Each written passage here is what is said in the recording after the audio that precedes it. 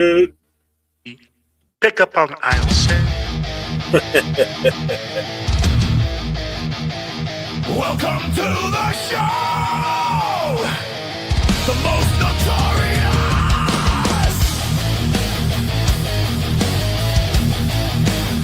In the heart of the storm, where chaos is the law, a crew stands united.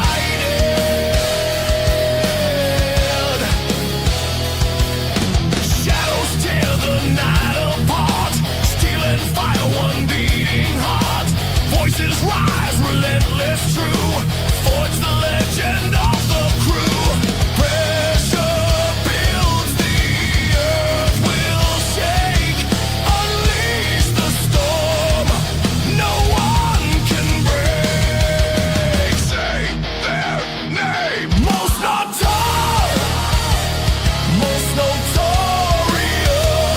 Born from struggle, shaped by flame. Most notorious. Every battle fuels the name. They rise from the ashes, stronger every time.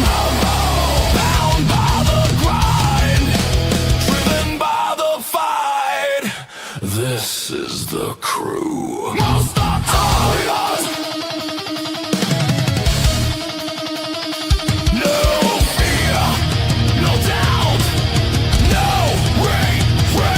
mouth. Hey, most notorious. Most notorious.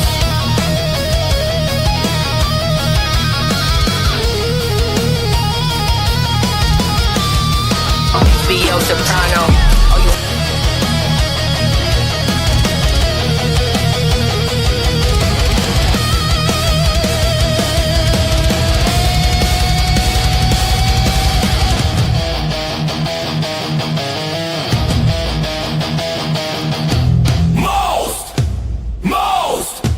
Most notorious.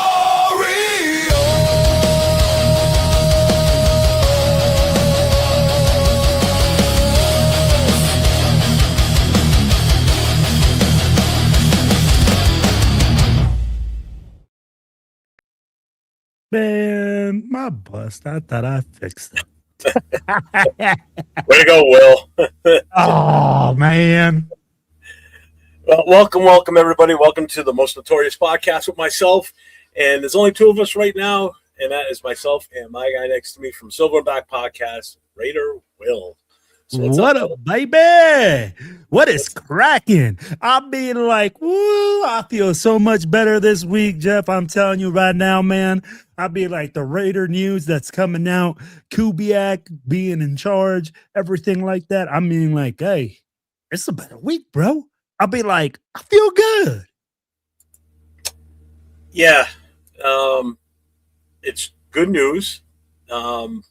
Again, we'll have to wait until a week from today to where we get him in the building in Vegas, get him to sign that little paper, hand him his first check or whatever, get him on stage, have the press conference, because we're all going to be tuned in on that one, watching and listening and see how he interacts and see if it's a comfortable feeling when he starts to talk, or is it a Josh McDaniels feeling where it just didn't feel right from the start when he got up there and talked. So I'm looking forward to it.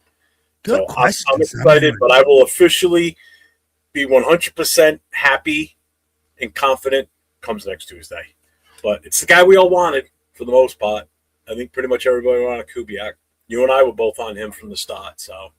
No, I agree, man. And I'm telling you right now, it's a difficult thing because you're right. Everybody's already saying, oh, the goose is cooked. Hey, he's going to come in here. But we had that thing with Kingsbury happen to us before where he came, he promised, and then guess what? He bounced. Yep. And a lot of Raider Nation, I don't blame them, are on that thing where they're saying, hey, man, I kind of want to wait until he signs that ink to paper. Yeah, exactly. But, Jeff, but you know what? That Seahawks GM, bro, kind of dropped the beans.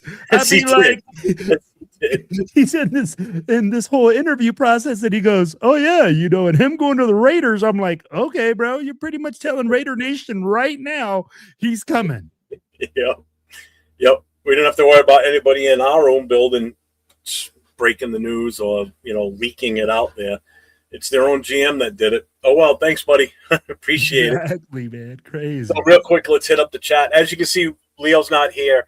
Now he will be in momentarily once he's done. He's on another show right now. He was brought in as a guest, but he will be here. So we were not waiting on Leo. It's not that Leo was late. We were trying to get the new intro, outro set up, but it's still not 100% because it still, for some reason, kicks to a different song in the middle of the video. But we'll figure it out. I'll get it done. We'll get it done. So Robert Penny's in the house. We have Rorschach here. We have Big Luck in the house. Bueno's here with us. What's going on? Big Luck, you don't have to cover for him. We already know. Yeah, he's not. It's not him. Shoot. What's up, Miklo? Miklo's here. Let's see. Daniel Berry's in the house. What's up? Yeah, it's a new song. I actually made the song, God, a while ago now. And we'll put it to a video, but it had that where it just kicks to another song. He thought he had fixed it, so we put it back in tonight. But it's still not 100%. But whatever. You get the gist of it. Catch the show in the morning. I'm off to. Well, good night, Robert Pena. Sorry, brother. Have a good night. LV10's in the house. What's up, Nate? Yes, you are in a few of those photos. It's the Boston ones, and I think you were in one of the LA ones, maybe, possibly. I don't know. He's in there, man. He's in there like slimwear. Yeah. Let's see. They tried to get Clint Kubiak on a cardboard to do a play. He said, "I already did one. I can't give out more. Sorry, guys. I got to focus. Thanks." I'm gonna pull that up in a minute because John Raider sent me on Instagram a video of him drawing out a play on a dry erase board for a fan at the Super Bowl this week. So I'll bring that up in a minute. Hey, what's up, Jeff? Whoever you call bad names because of your opinion reader guy. Oh yeah, dude, it was brutal last week, Thursday night especially, with Nate and I and the guest we had on with us, Sal. It wasn't not SoCal Sal, a different Sal. Yeah, it was a little rough, but we're good. Kubiak is so damn smart. He's a genius. Can't wait till Monday. I can't either, man. Just hope everything goes good. What's up, Rosetown? Israel, what's up, my guy? Let's see. Let's go welcome him at the airport. Yeah, anybody that lives in the area, go for it, man. Go stand outside Intermountain Sports Center. Wait for him. Do whatever it takes, man. Anybody that lives in the Vegas area that's a Raiders fan, man, go for it. If it was around me and I lived out there, you bet your ass I'd be out there. Shoot. Where's your camera? Why is it? It's because I had to move to my auxiliary camera because my primary, I don't know what happened right now. It's tracking you like you're on, like I'm targeting you, like I'm going to shoot at you. I know, right? Yeah. Oh, hold on. People say he didn't speak much. I mean, Kyle Shanahan, first time 49ers, he wasn't much of a talker, just wanted to coach and get to work. Absolutely. What's up, Western Conference? What's going on, my guy? Welcome. Joker, what's up, man? Welcome in. Edgar Sosa's in the house. What's up, Edgar? All right, so I'm going to pull this up right now while I'm thinking of it. So let me get back to this. And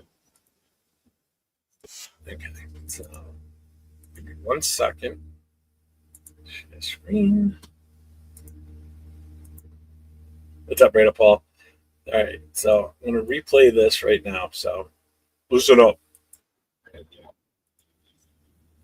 Post, whoever get our best two post runner. All right, we gotta get the ball in the end zone. Okay, I started it. Training camp, we just throw some type of a double post. Whoever get our best two post runner. All right, we gotta get the ball in the end zone. So we get a through route. Okay, we'll just put a 2-on-1 on the safety. We'll be in some type of a 7-man protection so our quarterback gets the ball out. But usually, that's the first play in training camp we talk about is trying to get a 2-on-1 on, whoever their strong safety is in quarters, 1 to 2, and throw it deep and throw it high and outside. Thank you so much. Thanks, Appreciate that, Coach. All right.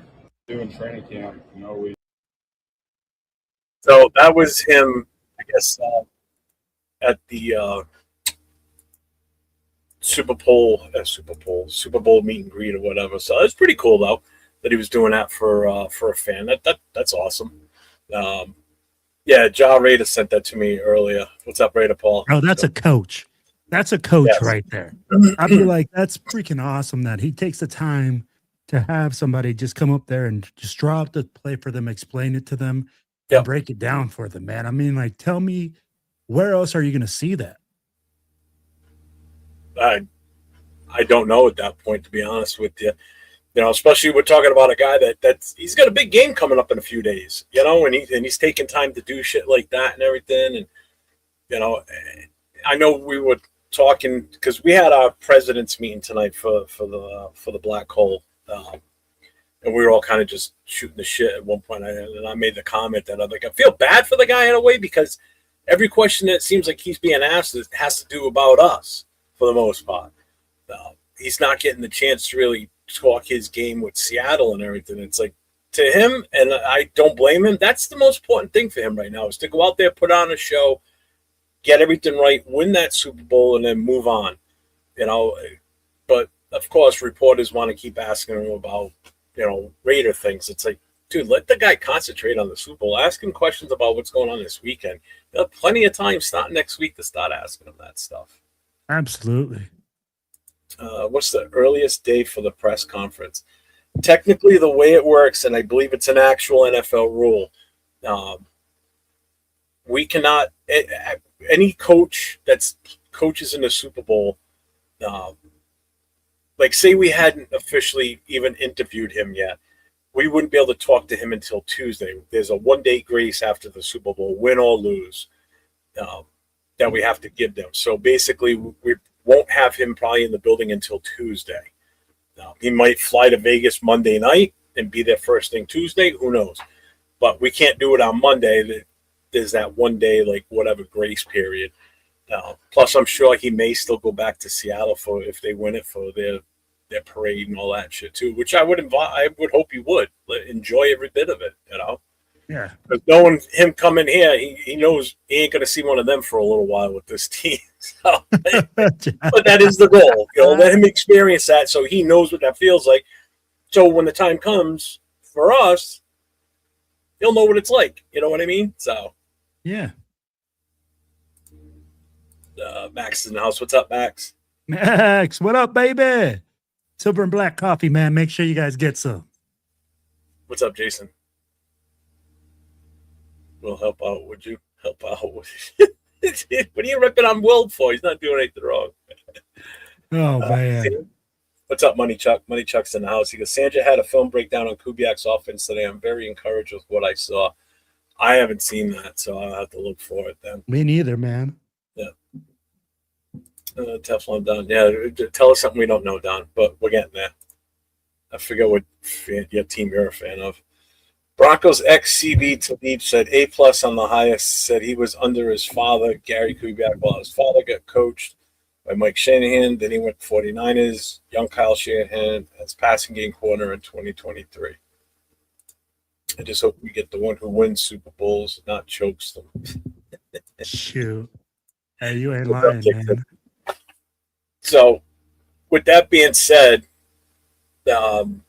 obviously, as of right now, tentatively, we have our head coach.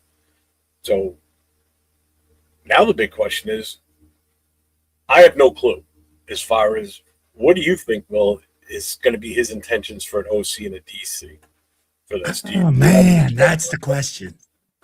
Those are huge questions right there, bro. I'd be like, defensively, I really do think there's a lot of options, right? We can bring in Jim Short. We can bring in well, if Cleveland lets him go, that's the thing. Yeah. I mean, like, and I'm like, dude, the writing's on the wall. You don't want to bring back a disgruntled Jim Schwartz to that organization. Yeah. With Todd Monken sitting there as like your head coach who's been experienced, and they're both experienced just going at it. So you can pretty much call that a day. You can bring in Jim Schwartz. You can bring in another guy. But I'm going to tell you right now, the guy that really interests me a lot, and it worries me a little bit, it's going to be the defensive backs coach for Seattle. He's been on the hot seat, being talked about a lot, about what he can do about him like making that jump. Now, my thing is this: because Kubiak is going to be a new head coach, I do not want to put him with the seasoned defensive coordinator. The reasons are because it's not because, I don't think it would be a good situation. It's because I think that the defensive coordinator would probably try to push his weight around. I want somewhere where he's going to come in and have command and not worry about all these other things that come with ego and all that. I want him to come in on a clean slate and be able to take control of the team and build his culture. I'll be like, honestly, that's kind of the thing that we need him to do first. I hope we can get Schwartz. I'd be all for that big time. Other than that, I don't know of anybody else, as far as a coordinator that would be a fit. I know some people are still kicking around, Leonard, giving him a shot. He's been here for so long. I'd be like, why not? Right? Why not Leonard, right? Why not this guy that you're like, hey, we're literally saying this guy's worth it. This guy's worth that opportunity. So I'd be like, at the end of the day, if he's the guy, let him be it. But you got to also let him use his scheme. We can't use this whole Pete Carroll defense. And, you got to let the coaches coach. I don't see why not. I'd be like, could you tell me a reason why not give Leonard the opportunity? He's waited his time. I'd be like, the defensive line works. I'd be like, all these other situations work. So at the end of the day, why not? Who's Al Harris? Where's he from? Al Harris, defensive backs. Is that the one from Seattle? Is that the one you were just talking about? No, Al Harris, I believe, is out of he used to be the former Chicago Bear. I don't know where he's at right now, to tell you the truth. Let's see. Job Ready says Tom Munkin press conference said it's a bitch to have a conversation with him, but we do not plan to change defensive scheme. Jim Schwartz said, "Release me, please release me, release me." I feel bad for the guy who wants to. I don't blame him. The guy's been a head coach before, but you didn't even entertain an interview with them. They just totally just went like, "Who's that? What? No, get out of here." Exactly. That's that is a bitch move. Yeah, I've seen more and more people pushing for the Leonard thing too. Which I know I've made the statement where I don't want any coaches left over from this regime. If that's what they decide to do, that's what they decide to do. Nothing I could say is going to change anything, and we'll just have to see what happens. Yeah. Now, what do you think about offense? Offensively, man, I really thought he was going to bring his brother, right? I'm like, bring Clay. Why not? He's a great option. But right now, man, to be honest, man, I really think he's going to bring his offensive line coach from Seattle. Bennett. He's going to bring him, and he's going to give him a promotion. You're going to talk to the new offensive line coach and run game coordinator. Give him something like that. Because honestly, let's be real. If Kubiak does bring in an offensive coordinator, it's a puppet. It's a guy that, we gotta keep Brennan Carroll for sure. But whoever you're gonna bring in is gonna be a puppet, Jeff. It's only gonna be a namesake because he's gonna be calling all the plays. Well, he's gonna be that guy. Well, let me ask you this then. Do you even bother bringing in or hiring an actual offensive coordinator if he's the one as the head coach that's going to be calling all the plays in there? Do you have to name somebody as an offensive coordinator? There's nothing in the rule book that says you have to have an offensive coordinator. You can have your assistant head coach type thing be like by default, give him that title, I guess, but he wouldn't really necessarily be the offensive. I don't know how that works. I don't know if you can do that. I think I had said this when we were still thinking before we had even come close to settling or started real serious interviews. I had even made that mention about if we were to bring Robert Sullivan as the head coach, do we need to hire a defensive coordinator when he could, he can handle the defensive side. He just hires somebody on the offensive side as the OC, and let them run the offense and just report to him when it comes to big decisions that need to be made type of thing. You know, do we have to hire an OC? You don't have to hire anyone. But here's the thing. It's more of a thing where people do it just because when you become the head coach, you're not just the offensive coordinator, right? You're in charge of so many different pieces that you need somebody there to watch these individual positions and to watch everything else while you're doing other things. I mean, unfortunately, even if you're called the head coach, or the offensive guru or whatever it is, they're not going to be like, hey, man, you're still in charge of the whole pig. So at the end of the day, man, that's kind of the thing. You're looking at it and saying, hey, he needs somebody to help him out, not because he can't do it, but because it's like, dude, it's a lot of work. I mean, like coaching offense, coaching special teams, he's involved in it all. He is no longer just a coordinator. Eric off of OC. Jesus Christ. Big Lux says bring in an upcoming player coach for OC since he won't be really doing much else besides learning. Yeah, that's true too, I guess. I'd be like, look at Webb. That's pretty much what you were just saying. He would just be a figurehead in that position, not really the definite decision maker. You know who I would bring in? I would bring in somebody that I would consider like Webb. Okay. A guy that's young, that you want to groom, that you want to bring underneath you. That's going to be somebody that's going to be there for a while. That's exactly what Sean Payton did. He said he fired his offensive coordinator. He brought Webb up. He promoted him. It's because guess what? He knows he's a good coach. He's young. He's keeping him underneath. Well, he doesn't want to lose him to somebody else. I mean, that potentially could be the heir apparent for that team when Sean Payton finally says, you know what, I'm done. Absolutely. Possibly grooming him for that position. I know that's what Pete Carroll was trying to do with Brennan, but that dude ain't gonna. I don't see that kid getting another job in the NFL once we shit can his ass. But, I don't either, man. But I got somebody at my door real quick. I'll be right back, guys. Yeah, go ahead. I want to see if the roster of the coaching staff has changed since. So let's see. Yeah, Brennan Carroll's still on the staff. Nate Carroll's still there. The only ones that have been removed has been Pete Carroll and Patrick Graham. Everybody else is still there. Yeah, Rob Leonard's still in there too.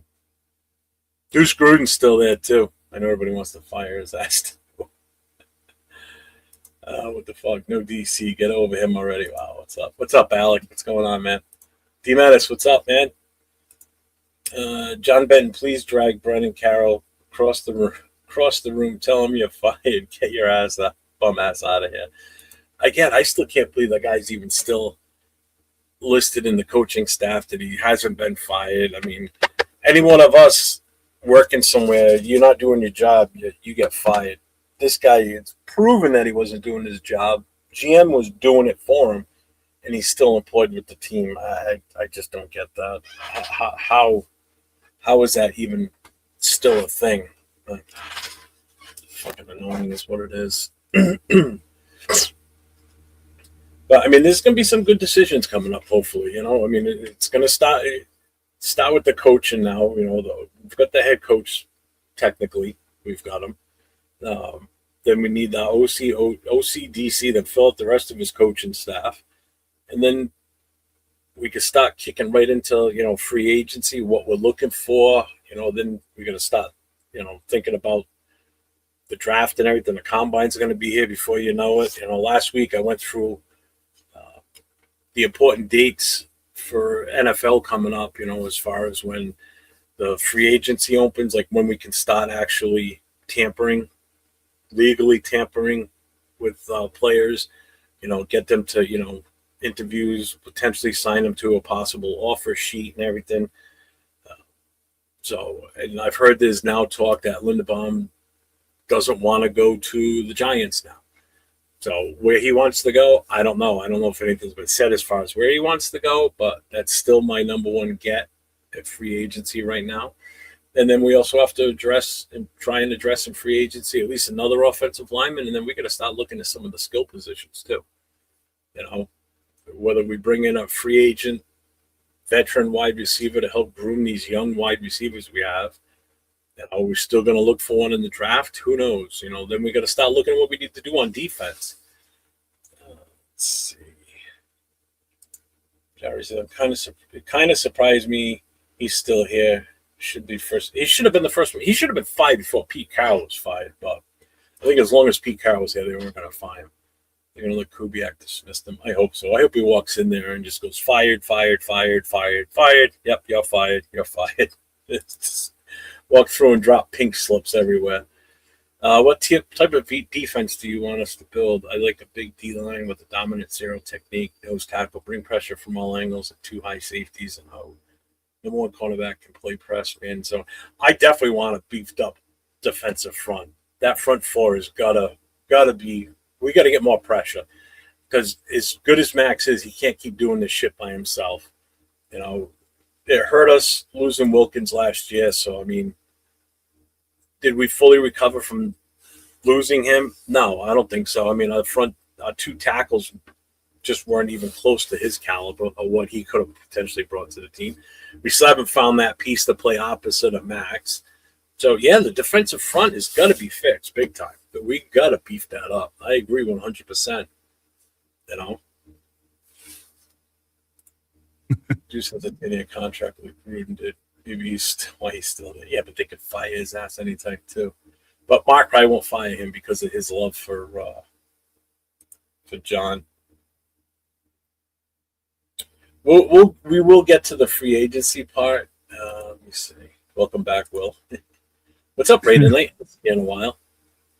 Is Max getting traded or what? He sends cryptic message on social media and says nothing about it on his podcast. What is the cryptic? Here's the thing, right? Every time he says something, it's a cryptic message. It's, oh my gosh, I want to leave. This is the whole thing. This is why Max Crosby does not talk about what's going on with the Raiders, because every single time he says something, oh, it's a cryptic message. He's leaving the Raiders. He wants to get traded. He doesn't want to be here.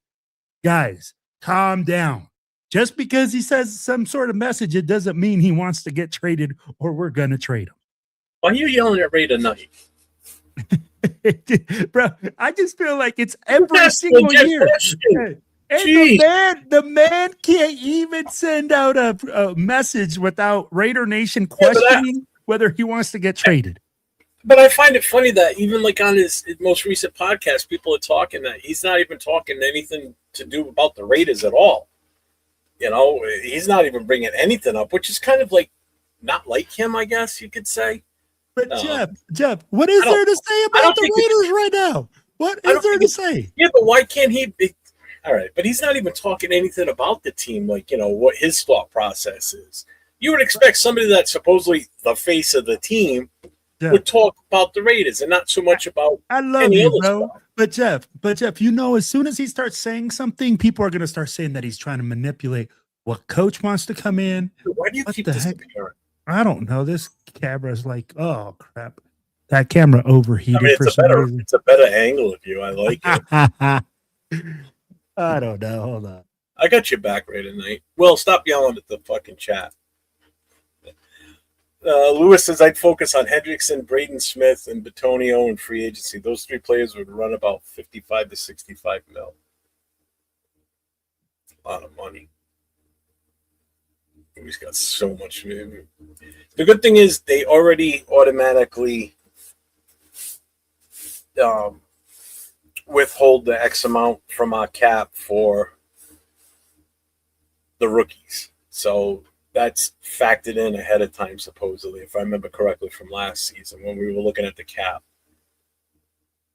Yep. Because it's a set amount anyway. So, I mean, they can only make so much. Let's see. We're getting love from Chiefs fans. That's new, saying, damn. That's new, saying, damn, if they did panic, got the right coach. Damn it, sounds like we might got the right coach. What's up, Barney? What's going on? Devontae did the same bullshit and left. Yep. Have you all seen the recent video? Yeah, I did see that with him and Gannon bumping into each other in San Fran. Yeah, that was awesome, man. I just saw that video. He had him out there. he had him out there giving him his cadence and everything on the sidewalk. I feel like, dude, shut up. Leave me alone. The best part was where Rich Gannon goes, "Oh, I thought you were just some fan gonna ask me for an autograph or be like, fuck you, Sanford, go Niners, fuck the Raiders." It's Chucky yelling at him. Oh man. So Arnie asked, "Who's your X factor for the Raiders next season?" And Brock Bowers. Until proven otherwise, Brock Bowers is the X factor because we know what he can do already. Genty, we still don't know his full impact on what he can have for this team. And again, it's not that he doesn't have the talent, it's just we haven't seen it yet because we haven't had the right pieces around him where he can take advantage of his overall talent. So until proven otherwise, my X factor is going to be Brock Bowers regardless of who we have, even if it is Mendoza playing quarterback from week 1. He ain't the X factor. Bowers, everything runs through Brock Bowers. Sorry. I mean, like, just looking at it, it's just exactly what you said. And he said X factor. That means this is a guy that's proven, that's come in and already handled business. Yep. Brock Bowers is the only guy that has proven anything on this team besides Max Crosby. So the thing with Max is when PG left to Steelers, he praised Will Howard, the QB who hasn't taken a snap. He given him praise. Huh? Money says, "I'm starting to think Max is staying. I'd be fine with trading him, but I will welcome him staying. That man has been effing loyal through the worst times." Yeah, and it would be nice to get him some help where he could really take advantage of stuff. And again, we haven't had that since he's been here. I'm sorry. We just have not putting a good front four out there with him out there. Agreed. Will hitting the workouts too hard. That's why he keeps disappearing. Yay. What's up, Chris? Make sure you guys get over to Protect the Shield podcast. He goes on with the War Room, which is 805 himself and Severe. If you guys want to see film breakdown on the games, and especially with the college kids, I know they're going to be doing a lot of that before the draft, and digging into like the free agency and probably going through game film on players too. So make sure you definitely get over to those 3 channels and give them a follow. You're welcome, Raider Knight. I got you. Question: would you trade Max for Jets 2 through 16 picks in first round? Hell yeah, I would. 2 first rounders. You got to give me a little. I want a third pick. I want a player. Yeah, you know who you want. Let's see here, from the Jets. Yeah, from the Jets. Yeah, I already know who I want. Who are you taking from the Jets? I want the wide receiver. Oh, you want Wilson? Yep. Garrett Wilson? Yep. I could do that. I could take Garrett Wilson in two. Yep. Yep. It's being wasted over there anyway, man. But they won't do that trade because the only way that would see if they're going to trade for the number 1 spot because they're going to want that quarterback. That's the thing. If they don't want a quarterback, I'd be surprised. I don't think they would take that trade. All they're getting is that one player. You know, they're not getting anything else other than a player. They're not getting a draft pick unless we have to give up some like a later round pick or something. I don't know, but I don't think that would work. I don't think that would work at all. I get the question, but I don't think they would go for that. But I would take it. Trey Tucker breaking out first 1K season this offseason. I don't know about that. I'm still not sold on Tucker. He's hit or miss, man. How much credit do you give Tom Brady so far? Well, we can't give Tom Brady any credit. Tom Brady, hey, he's an absent owner, guys. I'll be like, come on. If we're gonna say, hey, if we're gonna give Tom credit, we gotta also give him criticism. Because if he had anything to do with this hire last year, which they're saying that he hired Chip Kelly, he was the one that Chip Kelly was reporting to. I mean, like, that's exactly what I'm looking at, Jeff. I mean, he hired Chip Kelly last year. I mean, like, he ain't doing a good job. I mean, Some more. let's keep it 100. Yep. If I perform or his performance was to be evaluated, I just go like this. That's it, baby. Jetty did some good Raider work this rookie season. No, he definitely did. With how bad we were, I'm impressed that he was able to even do that, to be honest with you. So that's why I said I'm not questioning his ability. It's just that we didn't do much to support him so he could be even better is what I really meant. So I don't question his ability. He's got it. It's just a stud. Yeah, we just didn't do enough to help him. That's the problem. And I agree with what Ja Raider said here, too. I mean, I was hoping for at least 10 touchdowns from Bowers this past season, but he did hit 7, so it's 3 more than what he did his rookie year. He only had 4 his rookie year. So he was a little bit more involved on the scoring side of things, which is what you want to see. That's where your tight end's the best use is short yardage, but he tends to extend plays and in the red zone, and I think that's what with Kubiak setting up plays, I think our tight ends are going to be set to shine this coming season, to be honest with you. Especially I agree. Kubiak is a great play caller, and he uses the run game to set up a lot of stuff. I mean, like they went from having a pass-centric offense to literally running the football and being dominant at that. Yeah, so, Dixon, you're right. Micah did go for 2 first-round picks, but Micah Parsons is a different player than Max. Sorry. Youth-wise. Yeah, he's younger. Now, granted, he did just blow at his ACL, so who knows how he's going to come back from that. Is he going to come back 100% like he used to be, or is he going to come back like Kuntz, where, he's still not 100%, and he's still a little timid out there. That's the big question is how Micah comes back from that. Well, and everybody's going to expect this top performance, and I'm like, bro, coming back from an injury like that really takes time. Everybody says, oh, yeah, well, this player did it. This player did this. That every player is different. Every player looks differently. And at the end of the day, everybody's different. So I'll be like, is Micah Parsons going to be as explosive as he was before? Is he going to be able to cut? Is he able to be turned? I mean, like, all these questions are going to come into play next year. I wonder if Kubiak will put I don't know. I mean, that's a good question. It really is. It all depends on what he wants to do, looking at free agency for offensive line. If he feels as though this offensive set that we have with the offensive lineman we have now can get the job done with another piece added to it, I don't know. I don't know what type of scheme he's going to run. We have no clue right now. The good thing is for the Raiders right now, because we're hiring a brand new coach again, we get to start OTAs early. We get to start in early April, I think it is. We get to start OTAs. So he'll get in there with the players out there, running drills and such because it's a brand new coach. So we'll have that upper hand. But there's also going to be 10 other teams that are going to be able to do that too this year. So they'll get a jump on who looks like they're ready to go this year based on conditioning and such, and who's going to need some more time. This is where Caleb Rogers and Grant need to shine starting in those OTAs. They need to bring the heat this year, especially Rogers. Rogers needs to get his shit together so he's a starter from day one this season. I think he can do it. I really do. With the right offensive line coach, I think that kid's got unlimited potential to be a star for this team for many years to come.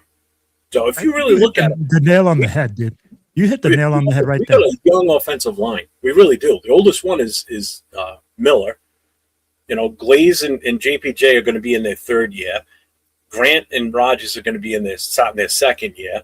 So there's 4 guys right there that are fairly new to the game. Mm-hmm. And then whatever we pull in this draft, you bring in another veteran along with Colton Miller. I mean, I don't think we're that far off with the offensive line, to be honest with you. We just need the depth. That's the problem. And depth doesn't mean like Capper and Parham. I mean, we need better than that. I'm sorry. I think you hit the nail on the head at the very beginning. We need coaching. We need guys that are going to go in there and teach these guys and make them better. Mhm. It's not just, hey, guys, I get it. They're in the NFL. They should be good.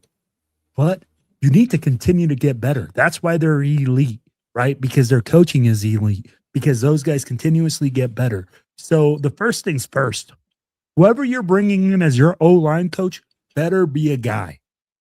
And I'm pretty sure it's going to be somebody that he trusts, somebody that he believes in, somebody that he's worked in before. And then at the end of the day, what you got to say is, hey, I'm going to bring in this guy. And I'm telling you right now, I agree with you, Jeff. We need depth. We need younger guys. We need pieces on the offensive line in order to solidify those spots so Fernando Mendoza can be successful. And let's be real. Now the Raiders have moved on from, hey,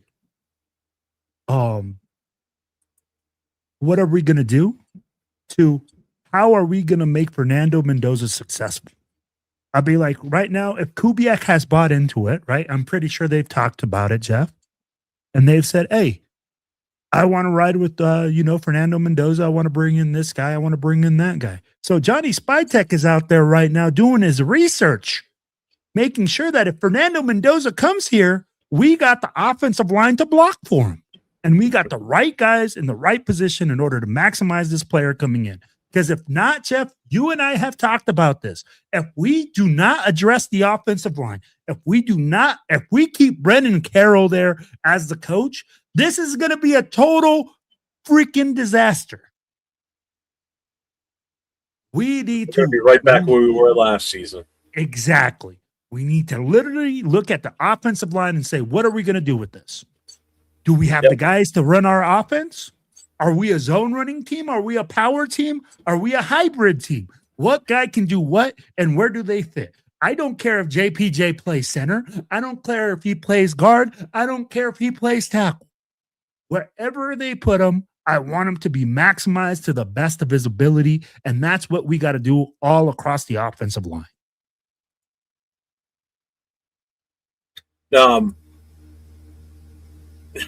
Raider Knight, he wants to know what we think about going after Justin Jefferson. That means we'd have to trade, and that means a first-round pick for him, if not more, because he's not a free agent until 2029, so he's under contract for a while, and his salary is $35 million. $35 million, maybe. Yeah. That's 40% almost of the open salary cap that we have. Yeah, that's a lot of money. I would love to have Justin Jefferson, but this team is nowhere near ready to have a Justin Jefferson. Just to put it in perspective, Pickens, who's a free agent right now, his market value. So he got paid $1.6 million for his current contract that he just finished, right? Mm-hmm. So his market value right now is $30 million for Pickens. If I had to choose between paying either one of them two, the 30 or 30 plus million, I'm taking Sean Jefferson over the two all day long. But again, you're talking trading for Jefferson, and that's you're giving up a lot for that. That's a lot because he ain't going to come cheap. Nope. And you better hope that we can hopefully renegotiate his contract. But I think that's a little far off from being able to pull off. I don't think that's going to be one that happens. That's a tough one. I mean, and if Jefferson's going to want to come here, here's the thing. Why is Jefferson going to want to come here? Especially not now. Maybe once we start winning and we're showing something, he may want to be like, that may be a different situation, a different story. But, right now, what's he trading off from going from Minnesota to here? We're about equal. Yeah, I'd be like, what are we going to do? Be like, oh, well, we got the great Fernando Mendoza. What's up, who hasn't lunatic? done a damn thing in the NFL. Yep. I'd be like, that's the only sales pitch you got for him. Rorschach says, I don't understand there's been a lot of Brady hate in the chat. Because somebody asked, how much credit do you give Brady? Which I think you started answering too. Because I don't understand the Brady hate. We are a dysfunctional organization, and he brings stability.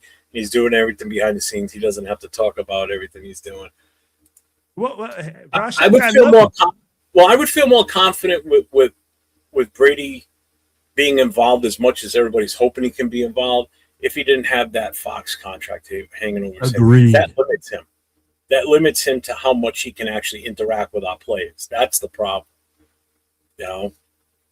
But again, and I've said this, I don't know how many times, I don't, even if he walks in this room right now, I'd still want to punch him in the face because the hatred for him on a player level, being in New England, still is very high for me. I'm sorry. I just can't stand the guy because of that. Jeff, I'm just going to put it like this. I mean, like, you don't understand the hate for Brady, right? Why do we have a part-time owner making full-time decisions? I'm like, I'm not sitting here hating on him. What I'm saying is I don't like the situation. I don't like that we're sitting here saying that Tom Brady should be excused from this and this and this, and all of a sudden, you know, he's making all these great decisions. I'm like, he made those decisions last year. We've just talked about it. He hired Chip Kelly. Chip Kelly was reporting to Tom Brady. So at the end of the day, guys, we already saw what Tom Brady did one time. I'm like, right now, this is his 2 times. You know? So at the end of the day, again, I keep going back to it, though, Jeff. I don't want a part-time owner making full-time decisions. A guy that's only in the office 10% of the time is going to make decisions that affect the whole organization 100% from the top down. Tell me, how much sense does that make, Jeff? This is why spy techniques make.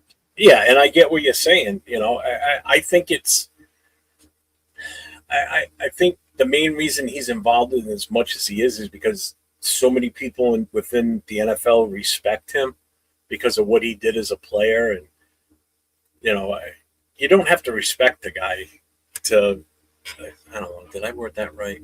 But I think that's the reason why he's looked at the way he is because of what he did as a player. And now that he's part owner, you know, people think that can carry over into the ownership side. And it still remains to be seen what type of impact he can fully have on this team. You know, you just said it. He's the one that was pushing for the Chip Kelly thing. You know, didn't work out, obviously. You know, Chip Kelly gets fired halfway through the season. But knowing what we know now, how much of it was Chip Kelly's fault versus, you know, him and Pete Carroll obviously not seeing eye to eye. You know, so there was a disconnect there. You know, then there was rumors of Chip Kelly not calling the actual plays that they've even practiced, like calling plays that, you know, quarterbacks out there going, what the hell is that? You know, so, I mean, was he sabotaging the team on purpose? And I think there's more to that than what we've been told. And I think now that both coaches are gone, you know, OC and Pete Carroll, that it's just going to get brushed under the rug and we're just going to not look back and we're going to move forward, you know? So I just don't like the guy, but it's I don't know. Money Shack says we need a shitload of depth on O-line, free agent and second and third round draft picks. I have no problem using the build. There should be no reason not to fix. This O-line has to be fixed. They 100%, and I agree. Because, I mean, I feel like a broken record constantly having to talk about the offensive line being fixed. And bro, if you don't fix the offensive line, nothing happened. Any coach, any player, any team will tell you, without the hogs up front, no team has anything that they can do. It doesn't matter. If you can't pass block, if you can't run block, you can't do anything offensively. So we need to address the hogs up front. Mm-hmm. Well, who's my favorite player? My favorite player of all time is Marcus Allen, man. Marcus Allen and Bo Jackson, those guys were, you know, I'm an 80s baby.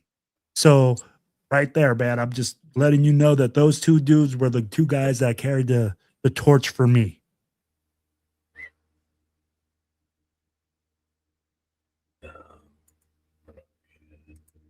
Thanks, Demenis. I appreciate that, man. Tom Brady's doing what is called multitasking. Some people try it. Again, I don't have to know what he said or what he and Spy Tech are doing every minute. Just get the right people. Exactly. As long as they do, as long as they're showing that they're trying to put the right foot forward for this team, I'm fine with it. And I think the first notch in their cap working together as the two guys that are going to be calling most of the shots, by pulling Kubiak in, which you know they both had a hand in it. Yeah. You know, Mark Davis obviously was involved in it. He took him out to dinner the other day. And that was my big thing was like, please don't let Mark near this. I don't want him to start talking goofy shit. And all of a sudden, the coach leaves because, sort of like, how do you say this? Like when your kids were little, it's like you tell them, when we're going somewhere, it's like, don't say anything stupid or silly, and they come in and they start talking goofy and people look at you like, who the fuck's this guy? That's that kind of same thing. It's like you tell Mark before he has this meeting, Tom and Spytek sit down and say, listen, you're going to go talk to him. Just, keep it business only. Don't go all goofy on him and shit. Right. Don't start talking about hairstyles or something. Hey, I wonder how nervous they got when him and Kubiak started walking around that restaurant. I mean, like, they probably were like, man, what is he talking to about? Probably Tom's like, if I could drop a microphone or like a transmitter on Mark so he could listen in, sitting there going, oh, Mark, why are you saying that? Please, no, please don't say anything stupid. Please don't say anything stupid. Or maybe they had an earpiece in him and Brady's sitting out in the van out front saying, all right, talk about what type of offensive system he wants to run. Like come up with a legit bro. He's just told them like this. Just tell him write that blank check. I'm writing a blank check. Yeah, exactly. Remind him it's a blank check. Arnie wants to know when you became an actual Raider fan. He said, be honest. That's easy, man. The day I was born, I was supposed to. My dad's a big Raiders fan, so it's kind of like just passed down, man.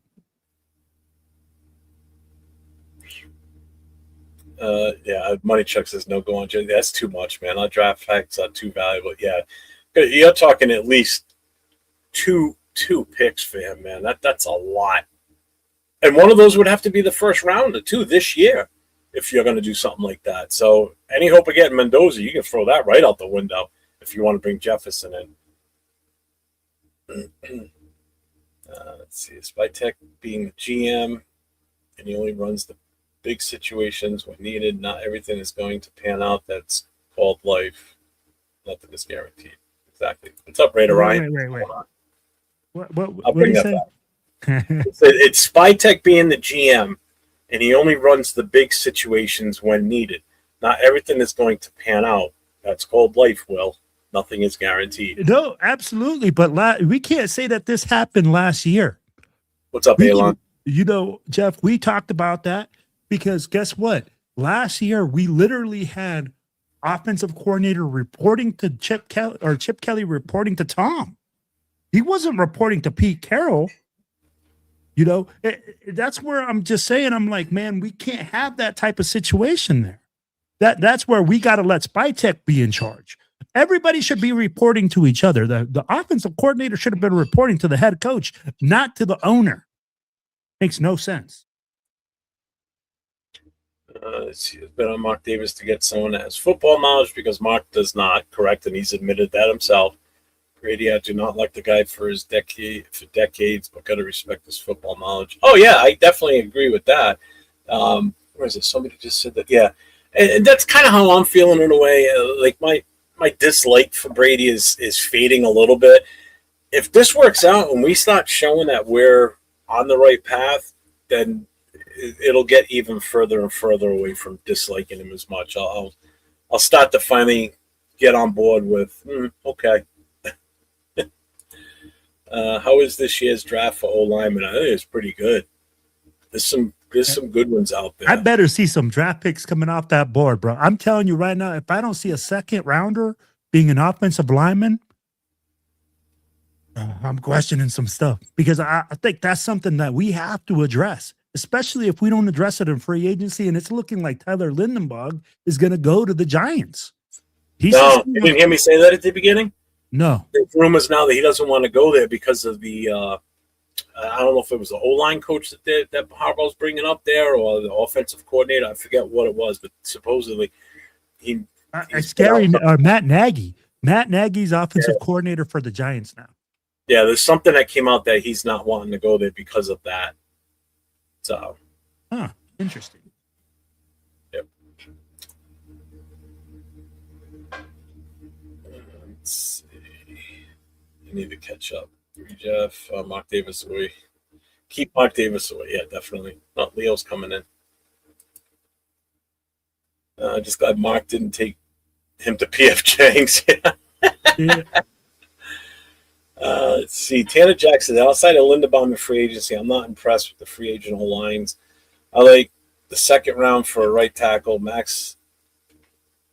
I don't even know how to pronounce that last name. I'm just going to call him Anchor. From Arizona. Arizona State is big, physical, and athletic. Love the guy. With Will. Marcus Allen is the reason I chose to be a Raider. And Bo Jackson later. Boom! What's up, fellas? Hi. The world famous Chidolinus. I mean, What up, like, what up, people, what up, what if you up? guys want him on your show, make sure to call his agent. He is a You're busy, so stupid. busy man. I'd be What's up, like, Raider? hey, it's like this. We don't need no coupons here. We got Chidolinus specials lined Oh, up all my. day. Wow. Look at when did he start? Oh my lord. When did he get that voiceover? Oh man. Oh my god. Oh my god. Hey, I had to go show some love to my boy Mike and Trey over at the Black Team Broadcast. Yeah. Just so you know, I did have you set on Facebook on here, but I had to disconnect it because you were already on Facebook. Oh no worries. You're good, bro. Yeah. All right. So I had to disconnect because it won't run both in two different streams. YouTube you can, which is weird, Right. but Yeah, I noticed that. I was like, oh shit, you can do both. Okay. Yeah. so Jeff, I hate the snowplow guy who cleared the field for the field goal in the Tuck Rule game more than Brady. I think to catch him in the dark. I could probably find out who that fucker is too because it's local. Who is that guy? Hey, you find him, Jeff. Nah, You find him. I still gotta hate the refs more for even making that call. You Yes. know? Yeah. Yes. Mhm. And I don't even blame Tom because Tom's not the one who said, "Oh no." Like he was like, "Okay." I mean, in all honesty, if that was us, if that was Gannon would sit there and go, "Oh, that wasn't a fumble." No. Obviously. And I would expect him to say that because if he came right out in the field, go, "Oh no, that was a fumble," I'd be like, "What the fuck, man? Shut up!" It's like the old school dudes from the Immaculate Deception, right? You ask any Oakland Raider, they call it Immaculate Deception. In Pittsburgh, it's known as the Immaculate Reception. Like, motherfuckers. Like, yeah. Mm-hmm. Well, that's like there's even one other case with New England. 'Cause that wasn't the first time a snowplow's come out and cleared. No, I had seen it before another time, right? Yeah. Yep, it was them and the Dolphins in the snow game. Yeah. And the score was like nothing. And the guy was a inmate from the adult correctional facility here in Rhode Island. That was like a work release program. Came out on the tractor with the brush on it and blew the snow away, so John Smith could kick the field goal and win it. That's fucking funny. Yeah. And See, I'm not even a Patriots fan, and I have Patriot history like that. So. Yeah. Hey, but that's gonna change, right? The new stadium's what's up, closed. Isn't the new stadium gonna be closed? I don't know. Oh, no, I'm thinking of Buffalo. Never mind. Buffalo's new stadium. That's what you're talking. Yeah, Buffalo. Yeah, Buffalo's No, gonna New England's not gonna get new stadium. Yeah. Mm-hmm. Hey, Enrique, to answer your question, it's simple. They make smarter, right decisions, bro. Right? They do. Mm-hmm. Well, first of all, they got an owner that lets their GM do what he needs to do. That's the other thing, too. That's the big thing. Mm-hmm. I mean, think about it. The balls of an owner you had to have moved on from Bill Belichick. You know? You know what, Bill? Like you're a legend, but we're moving on from you. Well, not legend enough. He didn't get in the Hall of Fame on the first ballot. So. Wow. Oh man. Arnie says Mark David has 2 kids, Tom Brady and John Spytek. Nah, he's more like their nephews. Yeah. So, Leo, now that you're in here, what's your take on the whole Kubiak thing? Are you happy now that Yeah, bro, I'm excited. When I found out he was their number one option, I was with it. So when I found that out, I started looking more into Kubiak, right? Like what he does. Y'all remember the famous show when we had a big old discussion about what type of offense Kubiak runs and all that bullshit, right? So when we had that, like I looked more into what he does. I watched more of it, paid more attention when I would watch Seattle play. It started with that Niner game, the Rams, all that stuff, bro. like seeing all that, like it made me like, oh shit, like when you think about how much we've struggled as an offense, and you see this dude, even when you're watching the game, like how the fuck is that dude wide open? Well, let's go back and check, right? Go back, look at the film. Like, holy shit, the scheme. It's the fucking schemes that he does, how smart he is, how creative he is with these plays. And that's something that I love that we're going to have here, you know, with the Raiders, right? Whether we have the personnel yet, no, but the fact that you know that he can scheme people that way. Or even like with their superstar, JSN, if they want to take him away, there's ways he knows how to get him open in the ball still. And what's with us? Oh, you stop Brock, that's it. We have no offense. So with someone like Clint, I look hopeful because as old as I am, I understand the league is different nowadays. So I understand the younger coach thing. You guys know I love Tomlin. I was standing up for Harbaugh. But it makes sense when you go young, like Kubiak, when you see the way the league is changing. Even Rundown told me earlier today, bro. Like, I know you guys see a coach and their leadership, but the way guys are now, like, you do need that, but you want a coach also that's going to get the best out of these dudes, the most out of them. Yeah. As opposed to just someone who's just a leader telling them what to do. And that clicked when Rundown told me that today because he's younger. And I was like, fuck, you're right, bro. These dudes are different nowadays. Yeah. So, yeah, I'm excited, bro. I like it. Yeah. So, Arnie says Leo was buying Jeff his next jersey. Which player should Jeff wear? JPJ. 68. Right? JPJ. Yeah. I would go with that one. Even though I don't wear jerseys of new players. So. No, I'll get you a baseball jersey because you like to wear those better. I love them. That's yeah. Yeah, because remember I do the baseball. That's what I was thinking about getting you a baseball jersey. Yeah. Let's see. A new coach and former coach are playing each other in the Super Bowl. Yeah. Oh, yeah. It's talking about Josh McDaniels. I was like, wait, what? Yeah. I had to think about that for a second, too. Yeah. Like, wait, what? Yeah. Let's see. What's up, John Leone? What's up, Duncan? What's your honest thoughts on Kubiak being a coach? Well, you just heard it. I love it. I'm excited. I think the Raiders did the right thing in a while. They took their time. It was a long process, even though the nation was pulling their hair out. Oh my God, we're gonna end up with no coach. Like, stop. Money Chuck agrees with you. Yeah. A Jeff George jersey, Miklo. Wow. Jeff, you ever heard of the roughing the passer call on Sugar Bear Hamilton Raiders versus Patriots back in '76? Oh, no, Jesus. Miklo, how old are you? I wasn't even born yet. I wasn't born yet, bro. I was -1. I was 6. He said I was -1. Yeah, I was -1. Yeah. Who was last beat Raiders QB Gannon? Oh, great Raiders QB. I think he means the last great Raiders. Yeah, QB. Gannon or Carr. Got to be Gannon now. Longevity, Carr, success in the time that he was here. I got to go Gannon. Right. Gannon won playoff games, took us to a Super Bowl. Carr just had a sustained longer term with us. Carr solidified the position for a while, and that's why I liked him so much. Yeah. Yep. And that DeLorean. Yes.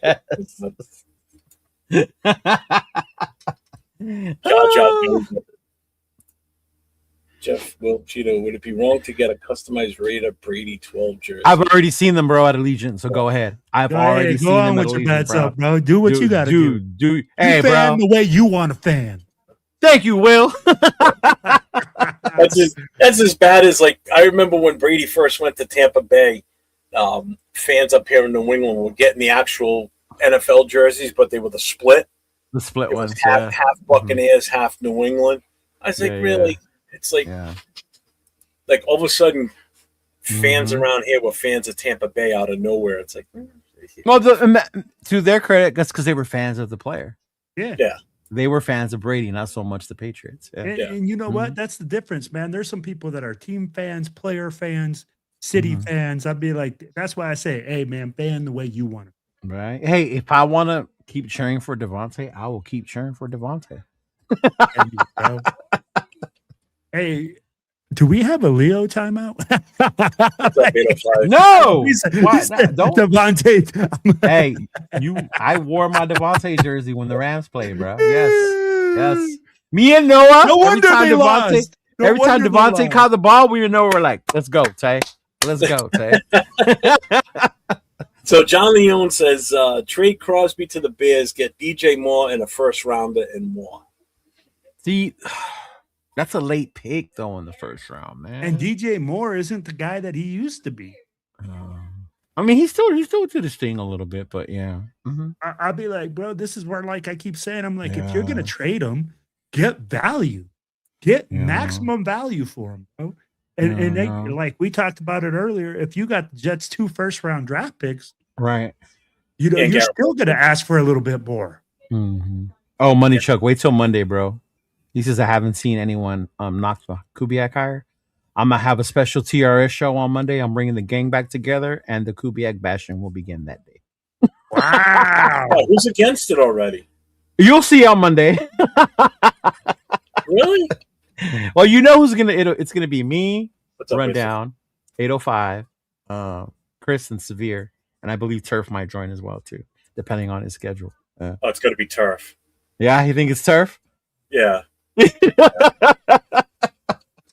It's going to be Turf. Because I know what 805's already said. I know I've heard Chris and Severe's take on it. Mm-hmm. I know Rundown's feeling. It's going to be that. Rundown is ecstatic, bro. Rundown is ecstatic. I know he is. I figured he would be too. Mm-hmm. Yeah. Miklo says, I'm 36, but I've always heard from Patriots fans it was karma. Oh, really? Okay. If anything, the big karma from us in New England would have been the Stingley Tatum issue, and that was a complete clean hit. That wasn't a no penalty. That was preseason too. That wasn't even regular season, that game. Yeah. No, they used to get the shit knocked out of them. I remember I was watching some shit, and it was it Lynn Swann filed a lawsuit against Tatum? Oh, yeah, right? Yeah, he filed a fucking lawsuit against Tatum. I was like, what the fuck? Hey, bitch, you signed that contract. You knew what was happening. Yeah. Football. Yeah. So suck it up, big boy. Bro. That's it. Trey Tucker going to go off this year. Hopefully. I keep hearing, though, we're going to get their special teamer. That Kubiak's going to bring him because he's a free agent. What's his name? Shama or something like that? Shahid? Yeah. Mm-hmm. I'll take him. He's not a number one, but I'll definitely take him. He's definitely a difference maker. Hey, he's talented. That's all that matters. When was the last time we had a kick return? Back in like 2010, I think it was Jacoby Ford. I think it's Jacoby Tim Ford. Brown, maybe. Back. You're going way back. Yeah, man. Hell no, Max stays a Raider. Hey, Could man, be. if the offense is too good, you can't. See, I'm cool with Shahid, but I don't know if I want Cup. Mm-hmm. Yeah, I don't know if I want Cup. Yeah, I heard somebody. I saw that in the chat today too. Somebody mentioned Cooper Cup. Cooper Cup is not going to come. Cooper Cup is back home. I mean, if he does, I think he retires with the Super Bowl if they win. I agree. Right there, Cheeto. He's going to ride off into the sunset, bro. Yeah. Who wants to come back and be like, bro, I just won the Super Bowl, my hometown, with my hometown team. Bro, he's going to be a freaking living legend in his little neighborhood. My most prized possession jersey. Now it's my autographed Tim Brown Notre Dame jersey.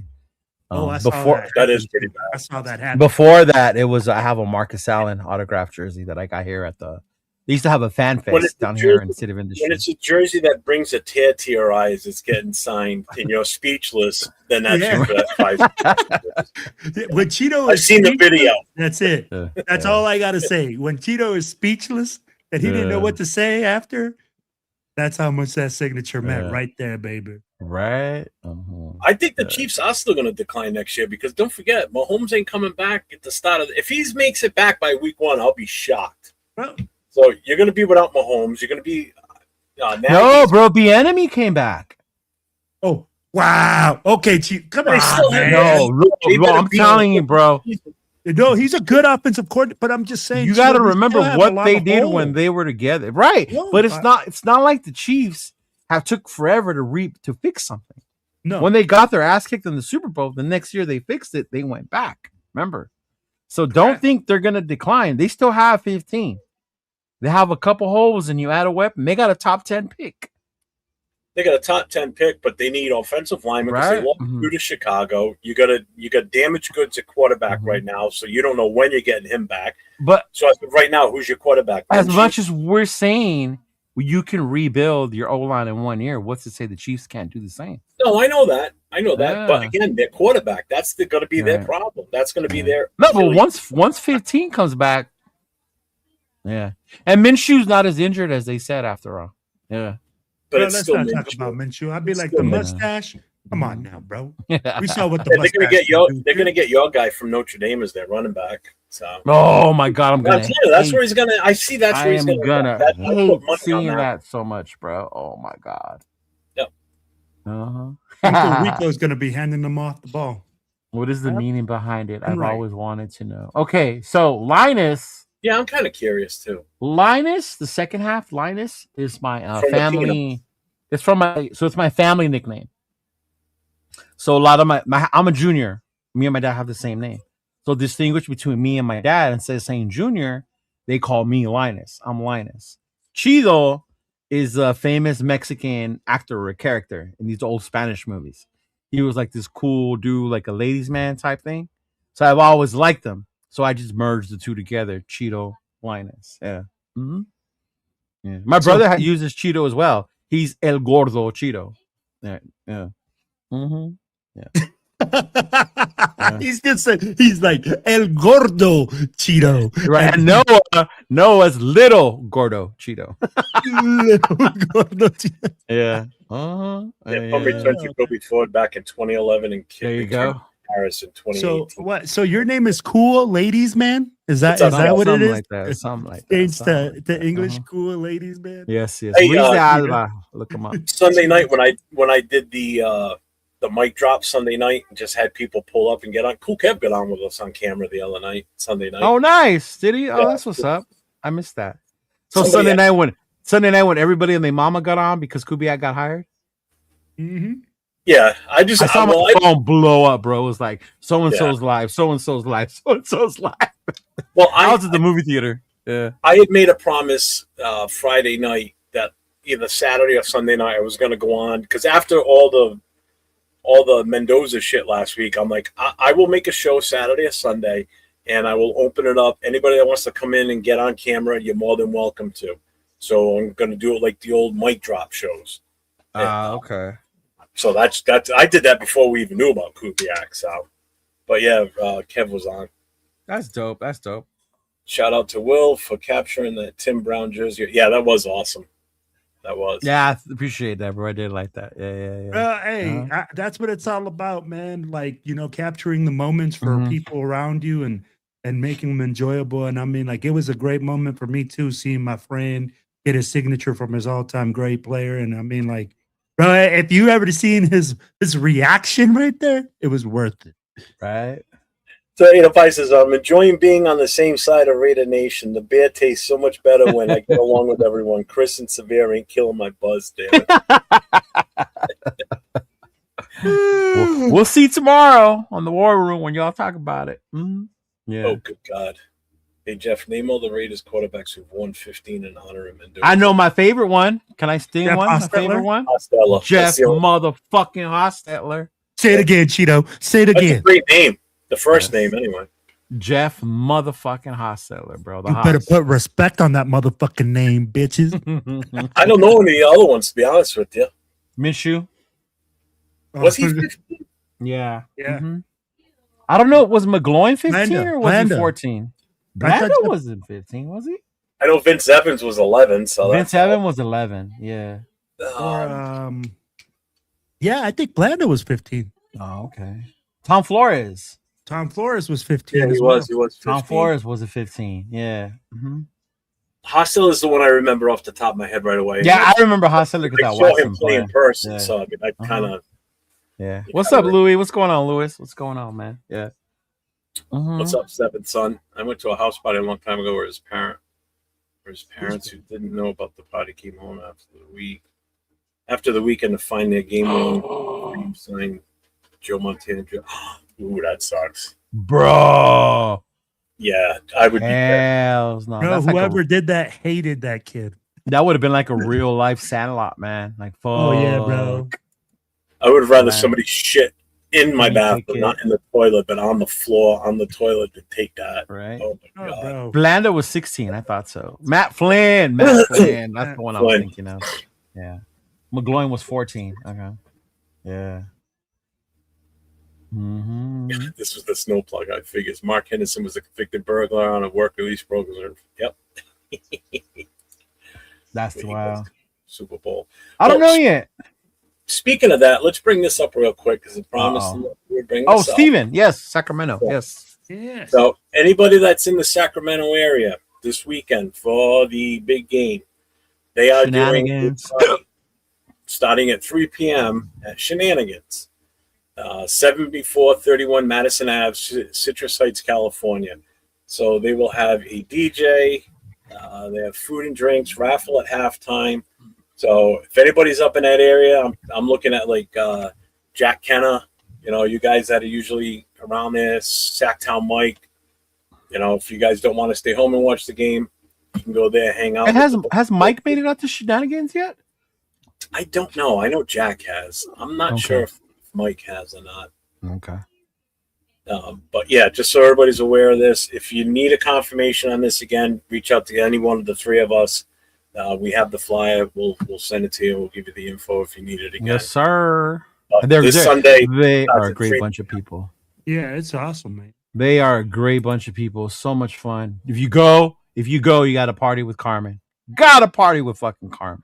Shout out to my homegirl Carmen. There's a video of me and Carmen getting down last year in their Northern barbecue. Yes. Is there ever not a picture of you getting down, bro? You get down everywhere. Because I feel the music. Pickett was 15 too. That's right. Yeah, Pickett was 15. Yeah. I'm sure there'll be a video of me getting down this weekend.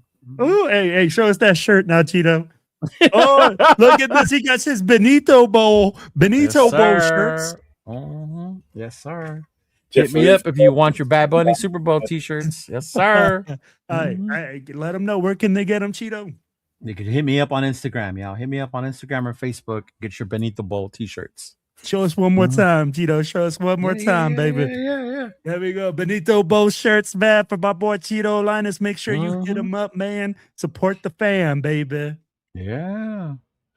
That's a sports bar. Who's Sam Darnold's grandfather? That's I'm looking it up right now because now I'm curious. Okay. I can't wait. Yeah, and then also Shenanigans. Shout out to TBH Sacramento. They are going to be having a draft party, from what I heard him say in the meeting today. So if you are in that area, check it out. Looking for somewhere to go watch the draft. Make sure you follow TBH Sacramento or ask one of us. Once that cake kicks down with that, I don't know if Just has that flyer, but we'll definitely hit you guys up with that information. And yeah. But for the Super Bowl, what are you guys doing? What are you doing, Will? Man, we're going to have a big Super Bowl party at our boy Max's house. We usually get the whole club together. And right now, what we're going to do is actually like just a big cookout, man. I'm doing New England clam chowder because, the Patriots. No, clam chowder is actually big in Seattle and in New England. And San Fran. Shit. Yeah. So it's big. It's big in both areas. So we're going to make that. And then we're going to do some barbecuing, man, and just enjoy the game and enjoy some camaraderie together. Nice. Do you have like a special dip, like a Super Bowl dip? Everyone like, so bring we your have, shit. Bring your shit. Will like my wife makes this dip, bro, that has like sausage and stuff in there. I don't know, bro, but that shit is so fire, and that's my go-to. But then I have like a carne asada. You know what I'm saying? Like you have that certain carne asada recipe or that place you go to. But hey, I'm gonna be releasing that actually in our magazine drop this week or this month, and I'll be releasing that recipe this month. So. Nice. No way! His grandfather's the Marlboro man? Yep. Get the fuck out of here! So I was just reading it. So Donald's mother is a physical education teacher. His older sister Frankie played college volleyball at University of Rhode Island, right here in my state. His grandfather, Dick Hammer, was a Marlboro Man actor and USC athlete. That's crazy, bro. And he was a firefighter too. The motherfucking Marlboro Man. Sam Darnold. Sam Darnold after he wins the Super Bowl. Right? Jesus. So Too bad smoking's frowned upon nowadays, because Marlboro would have had a ball with this. As far as advertising goes. Yeah. Oh, bro. Sam Darnold would probably be throwing a pass with a cigarette in his mouth. Right? as an actor, he played Captain Richard Dick Hammer in the television series Emergency, which I grew up watching. But left the show during the 1972 season, the first season, after 10 episodes. He returned to firefighting. 1972 season. Yep. He returned to firefighting up until his retirement in 83, during which he became one of the many actors who portrayed the Marlboro Man in print advertisements in the 70s. That's crazy. Wow. That's the old Marlboro Man you used to see in the magazines. Yeah. Wow, Donald's sister, Frankie, is a record holder for the URI women's volleyball team. So his family's full of athletes, bro. Pretty much, Dick Hammer does sound like a porn name. Like Dirk Deal. Yes, Dirk. it does. Yes. 100% does. Question, here it is. Jeff, Will, Leo, who are you going for? Are you going for Seattle or the Patriots? No, I'm going for the Sea Chickens, man. I cannot do this whole thing of going for the Patriots. But they're in the same conference. I'm like, hey, go Sea Chickens. I am cheering for my numbers to hit. Yes, cheering for my numbers to hit. Yes. Go Raiders. I want to see a good game, but I told you all yesterday, I do think New England's going to win, and I'm going to hit up Chona on Thursday. Send him money, and he's going to put money on New England to win this game. Yeah. Yeah. Wow. I'm not cheering for them, but I think they're going to fucking win. Why are you wasting money putting it down on them? They're not going to win. Because I think they're going to win. Yeah, they're not going to win, bro. Just don't you know when you're unemployed, you have money to burn? What are you talking about, bro? I see you on every show now. I'd be like, your agent must be like pimping. Why do you think I'm on YouTube so much right now? Because I'm not working out. Like if Anthony, you know how Anthony's normally in the chat, don't y'all have a job? I don't right now. Yeah. Let's see. I'm making the Super Bowl Italian sausage. What's a clam casino dip? Enlighten me. Remember on the Mexican group. Clam casino dip. Yeah, what's that? That sounds interesting. It's some like oysters in there. Yeah. The if you Clams Casino itself is the oyster on a shell with like breadcrumbs and usually a strip of bacon over the top of it or a small piece of bacon. Okay. Oh, they're so damn good, though. I got a buddy of mine that makes those, and they are fucking phenomenal. Yeah, that sounds good, bro. Dude, a clam with bacon? Well, I've never had a dip. So basically, it's the clam. It's got to be bacon. Yeah, it's got to be cheese involved, too, I'm sure. Oh, man, that sounds bomb, bro. Yeah. It does sound awesome. Yeah. So I don't know if you guys heard the ground beef story we said a few weeks ago. I dated someone. She was white, and she used to make ground beef tacos. So for the Super Bowl, she used to bring this shit called the 7-layer bean dip. I had never had one in my life. What the fuck is this, right? Bro, that shit was so good.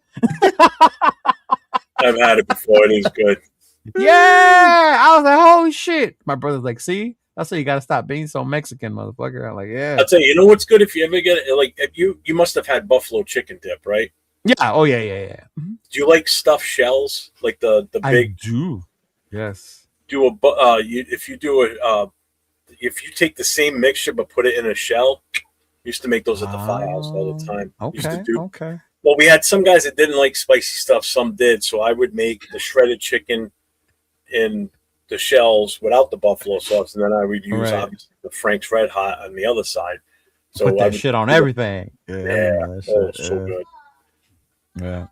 Mm-hmm. Oh my god!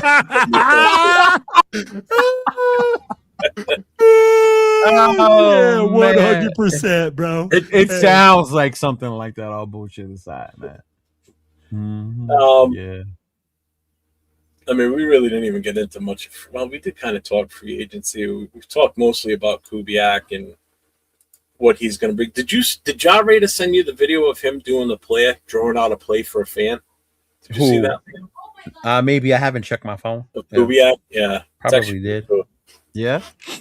Mm-hmm. Hey, shout out to the people that are over there right now, bro. It's pretty dope. It's dope. It's dope. Mm-hmm. Media Row over in Santa Clara. Man, I wish I was up there right now. I just saw this flyer about a Marshawn Lynch meet and greet. Oh my god, I would have fucking Really? loved to have been there. Yes. Yes, I would have. Oh, speaking of meet and greets, by the way, there's a meet and greet by a certain content creator on Friday. I wonder how many people show up for this one. Where at? I don't know. Somewhere in San Jose. So he's up there? He's gonna be. He's not there No now. way. No way. That's Yeah. crazy. That's Ooh. crazy. That's crazy. Ooh. Mitch. Mitch. Mhm. Oh, fuck that guy, man. Maybe I should text him if I can get VIP access or something. Now that I got Hey. his number. Because didn't he? Call, do the hey, one- call him right now. Call him Was right it- now. Let's look him up. Hey, see if we can't get Yeah. some VIP. He did. Call him. I got his. Hey, Did call he, him. did he do one for LA or was it in Vegas? Where did he do one and like nobody showed up? No, He did Dallas. one in Vegas, he Vegas, did and then in Arizona as well, I believe. And he Oh, did one in that was Houston. I think Yeah. he did one in Houston, and nobody. When we showed were up there? in Houston either. No, Yeah. I didn't even know there was one there. Shut up, Will. Why didn't you tell me, bro? You know I would have went. God damn it, bro! You know you wouldn't have went, and you I would have would've. the same thing. I Literally would've. laughing when you saw the pictures of an empty bar. Just to I heckle would have. him. I would have went as a heckler. God damn it. Oh hell yeah! It'd be worth Yeah. every penny. Levi Stadium's in Santa Clara, not San Jose, right? Mhm. Yep. Well, I thought he said he was going to be in San Jose though. He's going to be at some bar. But I mean, I think that's the closest airport to Levi is San Yeah. Jose. San Yeah. Jose. Mhm. Yeah. Yeah. He's not in Media Row though, right? He's not there. Yeah. Not right now. He's not. I heard He's there still- were like 20 or 40 people on the wait list because there were so many Well, people that applied this year. I responded to somebody's comment on his show from 2 days ago. Uh-huh. So I saw that he was on today. So I'm like, I want to watch and see if something comes up. My God, man, the people that were in the chat ripping on him though. I'm like, damn, I said less than this a few months ago when I got booted out of the channel. But yet these sons of bitches are just going after him and they're not saying shit to them. Like, what the fuck? Oh, Raider Knight said, Cheeto, Yes. please explain why you think the Pats are going to win. Because Darnold is still Darnold at the end of the day. And if you notice when Darnold gets rattled, it could be a little different. And I think the Patriots, because of the way they blitz, can get to Darnold and startle him up, bro. So that's why I think they're going to win. Yeah. Mm-hmm. Wow. Yeah. Yeah, Media Rose in the Moscow Center. Yeah. Oh my God. 5 people showed up after one of the open practices. It was sad, to be honest. Yep. Mhm. Yeah. Mhm. Any question? Who's better content creator? Bro, that's just like, oh God. Oh, that's I ain't answering horrible. that one No. because the options aren't good. Right? No. And the sad part, to his credit, when I started this, I met Hondo. I met him a couple times at the practices. So he was cool. But when I seen some of the stuff he be doing and some of the stuff, I'm like, oh, I don't know if I can fucks with you anymore. You know Yeah. what though, bro? I think it's hard being a media person too because you're getting information constantly and things are constantly changing. Right. But at the same time, man, I mean, like guys like, and out of those 3 names, I'll give Hondo probably more props just because that's what he's actual like a reporter. He works for or Sports something. Illustrated. Yeah. Yeah. Mhm. I'll be like, Yeah. when you talk about Mitchell Rentz, bro, we know it's clickbait. We know what he does and the way that he operates. Money grab. And, yeah. And I'd be like, at least, when I look at Hondo stuff, Mhm. I can see that it's not for the clicks. You know what I'm saying? And Right. the way that he puts it in there, it's like it's his personal opinion. And yeah, does he mess Yeah. up just like anybody else? Absolutely. And for Wi-Fi, he's just a Derek Carr dash. Oh, dude, that dude, bro. I don't even. Oh, hey, I mean, if Derek Can't Carr do comes back and he's one of our coaches, Right. Bro, when's And- the and- last time you and- seen this dude put his face to a video and say, "Hey, man," and just keep it 100% factual? Right. I'd be And- like, and I'll- "No, never does. I'll bullshit aside. The one I will say that I like, that I do, and you guys may think I just say that because I'm friends with them, but I do like Samoan Raider and Joe Morley, what they're doing right now, or even with Fitz. Like if you watch that interview with them and Jonah, right? Like that shit was so awesome to me because it seemed so deep down and personal. You know what I mean? Like, it was such a cool interview to watch. You would have thought you were watching three friends up there just talking Raider shit, right? So I love to watch them. And shout out to him, bro. He got his channel hacked. He got his channel hacked. Yeah, he had to create a whole new channel, but he's back to already almost over 2K subs, trying to get it back up. But yeah, so stuff like that I like to watch. I hate the clickbait. I hate the Wi-Fi and this Kardashian shit, you know? Yeah. Mm-hmm. So there was no way for him to get that channel back? No, he was trying. I think they shut it down though, because when I went back to like try and report it or something, that channel wouldn't come up anymore. Yeah. Mm-hmm. Samoa Raider got hacked. Some Bitcoin thing took it over, and they were I got a notification like something about Bitcoin. I was like, what the fuck? Well, I saw it on my list on on the YouTube channel. I saw he was live, but then I saw the orange logo. I'm like, what the fuck is that? So I clicked on it, and I'm watching this. I'm like, is he getting? I thought he was getting like they were sponsoring him or something at first. That's what I thought. Yeah. And then I'm like, 50-something, 2,000 people watching this right this second. I'm like, no, this is bullshit. This can't be for real. And that's when I asked in the chat, and that's when Jay said he got hacked. I'm like, he got hacked. Mm-hmm. It happened over the weekend. Because what was he at? What was he at? Like 20-something thousand?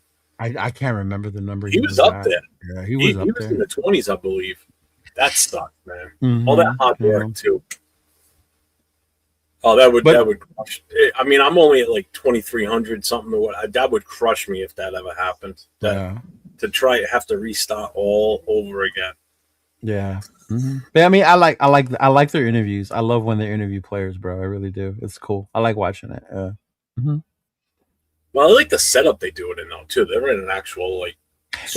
I'm not gonna lie to you, and I get why this fool likes fucking with me about calling me celebrity in Hollywood. It hits a little different. Yeah, when you're in the studio, it really does. It really does, bro. It's so much fun, bro. When you do it, yeah. I think the environment is different, right? Because you're like right across from each other, and you're able to interact and read body language and stuff like that. And it's a different, more relaxed atmosphere too. Yeah, I'll be like, at the end of the day, bro, like what it is, a podcast is a conversation, right? Right. But conversations are always better in person than when they are on the phone. Yeah, that's true, because you could go off of each other and shit like that. Yeah. Yeah. You had 100K, John? Damn, that's crazy. Did he? That's crazy. I don't think he was that high. No, I thought he had like 55 though. I don't think he was. I mean, either way, it was all the way up there. Yeah. Mm-hmm. It was. It's a huge number either way. Yeah. So if those of you who haven't gone back to go follow his new channel, make sure you go back and follow his new channel. This right here. 100%. Hey, guaranteed, bro. And you can put my name on it and stamp it. It is guaranteed. That Smoke a poll for a super chat. Well, when I started watching it today, when his show started off, that's exactly what he said at the start. He goes, if you want to get your chat posted, send us, do it as a super chat. Other than that, it's not going to make it on the screen. I'm like, that's like a big fuck you to everybody else. That's just, and it's not even like he's the one putting them up. It's the guy sitting in the back that's doing it. The other people I like is Murph, Raider Fan Radio. Murph. I like Murph. I love Murph. I got to meet him in person 2 years ago. Yeah, him and Michelle. I got to meet them in person in Vegas. So they were cool as fuck. Yeah. Mm-hmm. Yeah. Damn, Arnie, how you gonna leave off Josh Jacobs when you bring up that question? Eesh. Or Ashton Genty.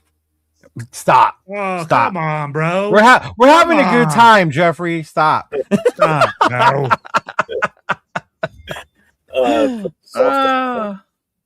That's better. I like that.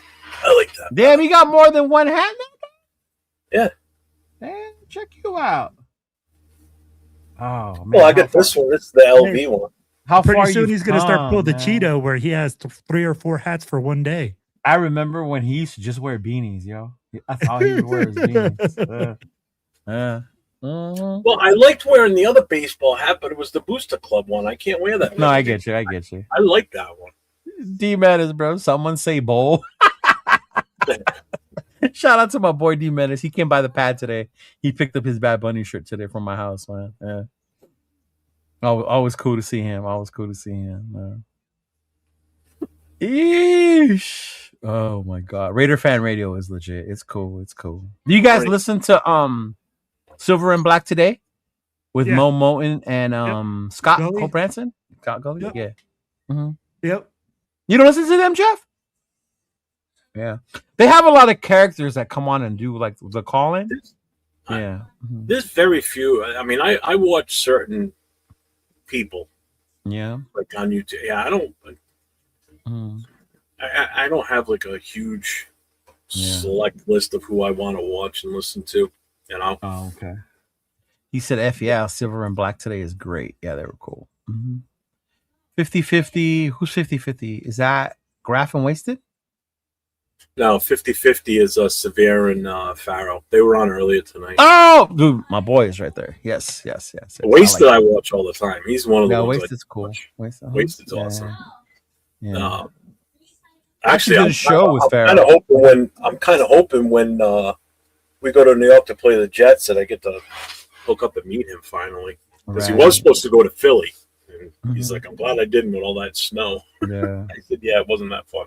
Yeah, bro, there's so many good people out there. Like, yeah, that you can. Well, that's just it. It's like, a lot of them them tend to be on around the same time. So it's like, you can't watch everybody, you know? And there's not enough time, hours in the day to go back and watch every single one. Yeah, even when you listen, like me, I listen to Q the majority of the time, his radio station, right? I've been tuning into JT a little bit as it's 12 to 2, you know? Yeah.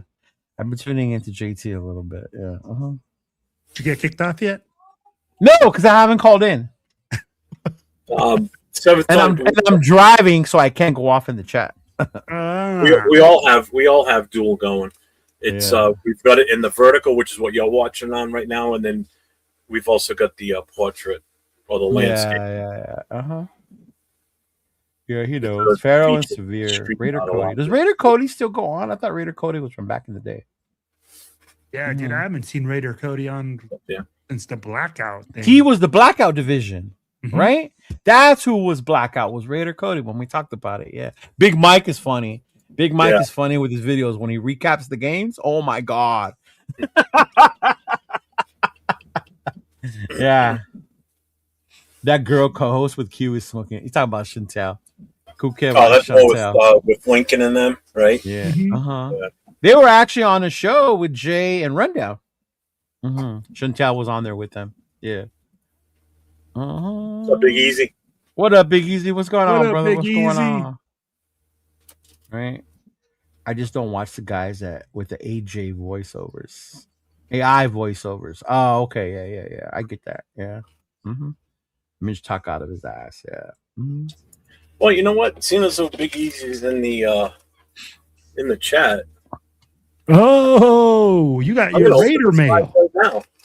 Oh, live Raider mail today. I used to watch Sanjay. I don't watch him as much anymore. Yeah, Sanjay. Yeah, I like Sanjay. I think we differ on our takes about offensive linemen. Yeah, which is fine. You can be different with people and not be dicks about it. Yeah. TBH Bakersfield. Did I say Bakersfield? Yeah, bro. Yep. Big Easy got some. Nice. Thanks, brother. I appreciate it. I was kind of hoping you'd be in the channel tonight so I could open this up while you're here. So there it is. Didn't you have it last week and then you were asking me if he was in the chat? That's why you were asking me? Yeah, I thought I saw him in the chat, okay. but I was because I got this late last week. Yeah, I remember. Okay. Well, he asked me for my address because he wanted to send me something, so I asked for his too. So I sent him some stuff from our chapter. Yeah. He hasn't gotten it yet. I'm like, how do you not have it yet already? So from you, because it takes forever from your ass. Well, I'm thinking. Well, I mean, he's coming this way too. So either way, they're both going across the country. Yeah. But I think it's also with all the storms we had, kind of screwed shit up too. Oh shit! I didn't know that about Sanjay. He had a cowboy helmet in his background. Yeah. See, he still hasn't gotten it. Yeah. See. God damn it! I sent a package to Rachel too. He said, "Leo, be honest. Do you have a second NFL favorite team right now, bro? I only have one team, bro. I'm Raider Nation. What you talking about? Yeah. Look at me that look. Just because he was clapping up Devontae Adams this weekend? That doesn't mean I like the Rams. I like Devontae. Yeah. Yeah. Oh, I know why Jeff is shaking his head, because John told him that I used to cheer for the Steelers when they had Jerome Bettis and Ben Roethlisberger. Hmm? But again, that was for Jerome Bettis, right? You saw the Notre Dame jersey that I got. It's Jerome Bettis. Yes. Yeah. Mm-hmm. No, but in all honesty, like to Sanji's credit, like I wouldn't be mad at that. When I was a kid, I liked the Raiders, but I liked the 49ers because my dad was a Rams fan. So I went against my dad. I like John Montana and Jerry Rice. Yeah. Yes, he is. That's because he wants to win money. Yeah. Oh, the Show Me a Shield with Jason and Duncan. Yeah, they got a good show too. They had shit. Did you say Show Me Your Shield? Yeah, that's the name of their show. That's a little.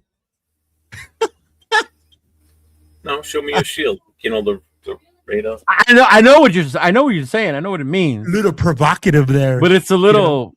You gotta say like no Diddy afterwards a little bit. Well, I mean, they could name it "Show Me Your Junk." I mean, that's what it comes out of. Like, show me your shield. They're like, hey, bro. It's Alex. Exactly. Yeah, that's what I'm saying. That's what I'm saying, right? Yeah. Oh shit! It took 3 weeks from Low Block as well. All right. Well, hopefully you get it this sometime soon. Damn! It took 3 weeks to Lovelock. That's crazy. Oh yeah, bro. The drums in the intro. Shout out to what's his name? Steve Sable. Steve Sable. That was his name. Yeah. That sound just hits when that happens. That sound is just different, bro. I remember the first time I saw the Autumn Wind video. I hear that and it's like, ooh. Yeah. The first time I saw that Autumn Wind thing that he did like that, I was like, bro, that is so fucking dope. Yeah. Mm-hmm. Yeah. I'm gonna get my shield and my ball so they can see. I'm not the only one, y'all. I'm just saying, I am not the only one whose head went there. Okay, Heck no, man. I'm just saying, man. Show me your calzone. Well, that used to be my Friday night thing when we were doing the Friday Night Live. I would always have a calzone on Friday nights. I haven't had a calzone. Remember that? Once. Yeah. It's been a while. It has, bro. It has. Oh shit! I was supposed to make Nate a mod, huh? Is he still in here? Let me see. He was all but hurt that he wasn't a mod. Remember? Yeah. Well, that was me pointing that out. I said, "How have you? He's been around for a long time with us. How have you not made him a mod on your channel yet?" I know, right? I know. Mm-hmm. Probably because he watches your channel all the time. Mm-mm. When you say it loud, show me your shields. You know, as a matter of fact, we're gonna do that today. We're gonna promote some people. Yeah. I didn't play you the song yet. Will listened to it. Will liked it. He gave me a challenge the other day when he was on with Jay. Who did? Will did. He goes, what was it? Write a new song. I'm tired of that Fernando song from ABBA. So I wrote a new song. Mm-hmm. So I played it earlier. It's Play I've got it. Yeah. Play it, Jeff. Play it.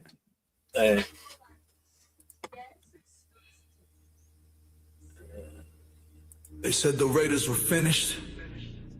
They said the future was lost. But every era gets a moment. Every franchise gets a name. Silver and black been bleeding for years. Draft nights heavy, full of doubts and fears. New regime, new vision, time to ascend. Need a leader, not just another trend. Pressure on the shoulders, lights on bright. Whole damn league watching draft night.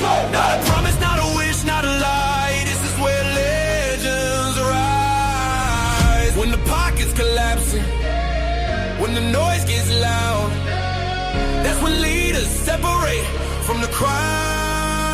Play Fernando Mendoza, savior of the game. Silver and black destiny, remember the name. From the ashes, from the doubt, from the pain. Raider Nation rises, never the same. Play Fernando Mendoza, future in sight. Arm of the franchise, born for the fight. Vegas lights, Oakland soul, Raider pride. This is our moment, this is our time.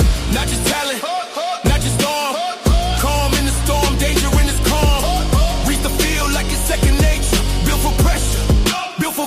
From college nights to Sunday wars. Every snap screaming, give me more. No shortcuts, no running away. He wants to smoke, let him play. When the pocket breaks, when the game's on the line, that's when saviors are defined.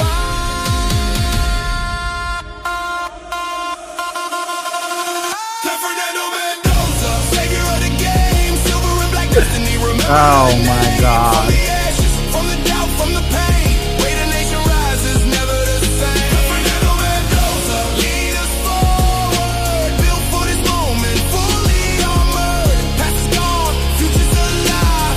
Raider football, revive. No more reaching, no more hoping. This one's different, this one's chosen. Vegas waits, the shield stands tall. Answer the call. Answer the call. Fernando Mendoza, Savior QB1, silver and black era has God. begun. From draft night dreams to Lombardi goals, he carries the shield. Oh, ready to go to Heart and church, soul. boys. Fernando Mendoza, hear the crowd, Raiders, Raiders, Raiders. This ain't hype, this is belief. Fernando Mendoza, Raider Nation finally complete. From chaos comes clarity. From doubt comes the leader. Raider Nation, meet your quarterback.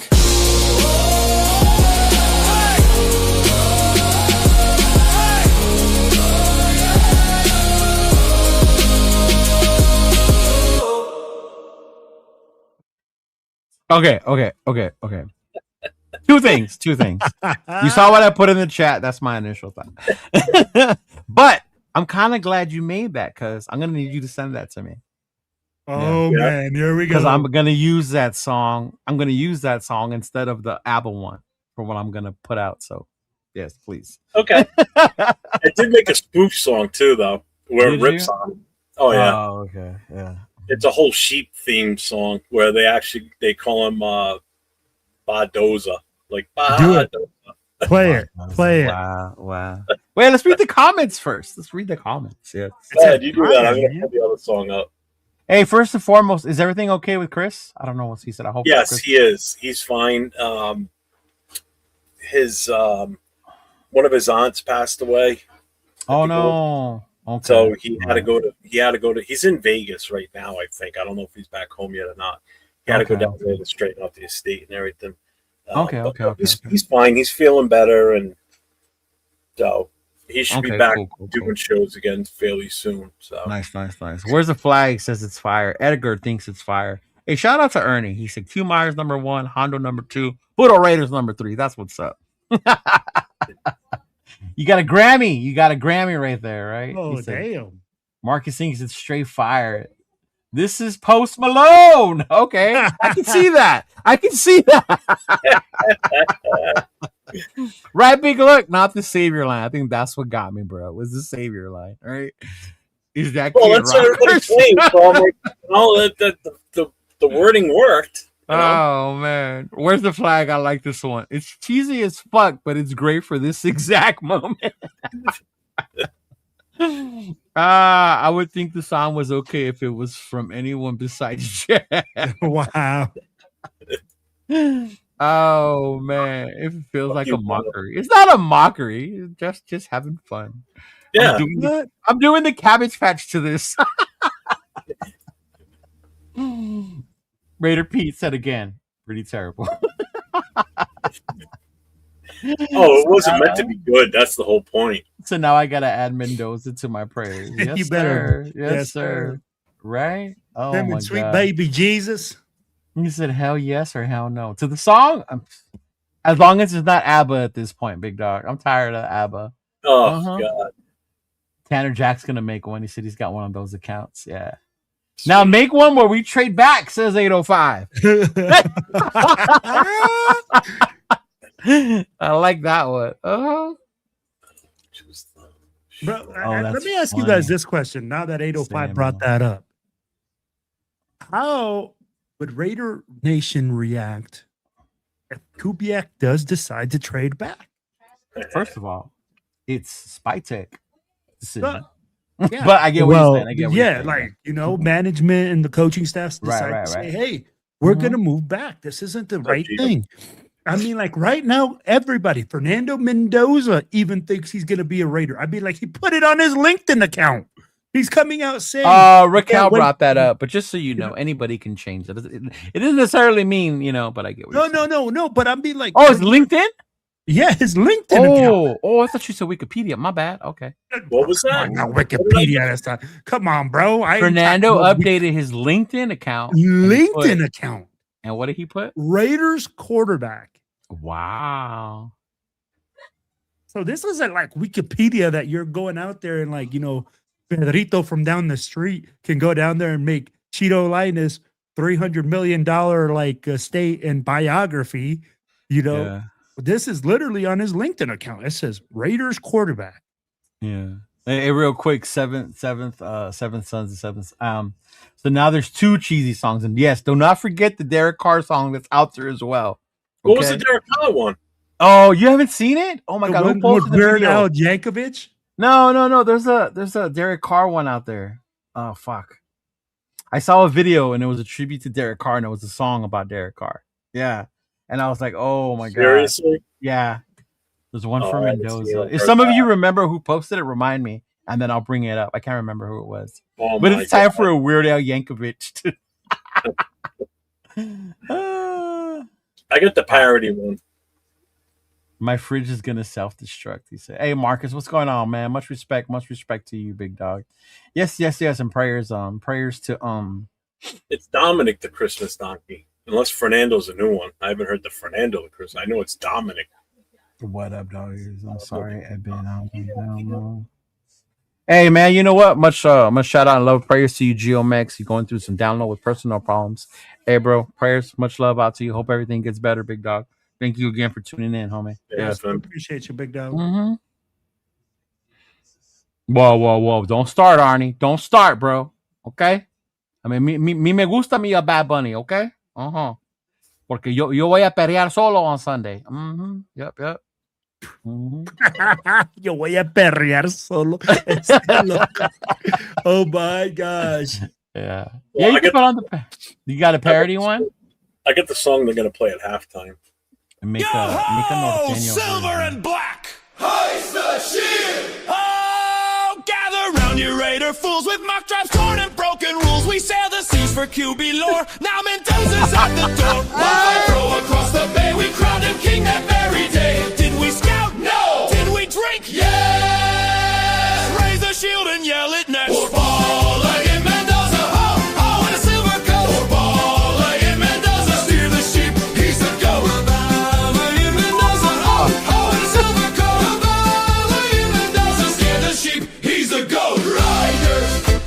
Riders, spill your drink. If he fails, we'll blame the sick. QBX charts the battle plan, but we just sing and slam our cans. If he throws 5 picks in a row, we'll still chant, let him grow.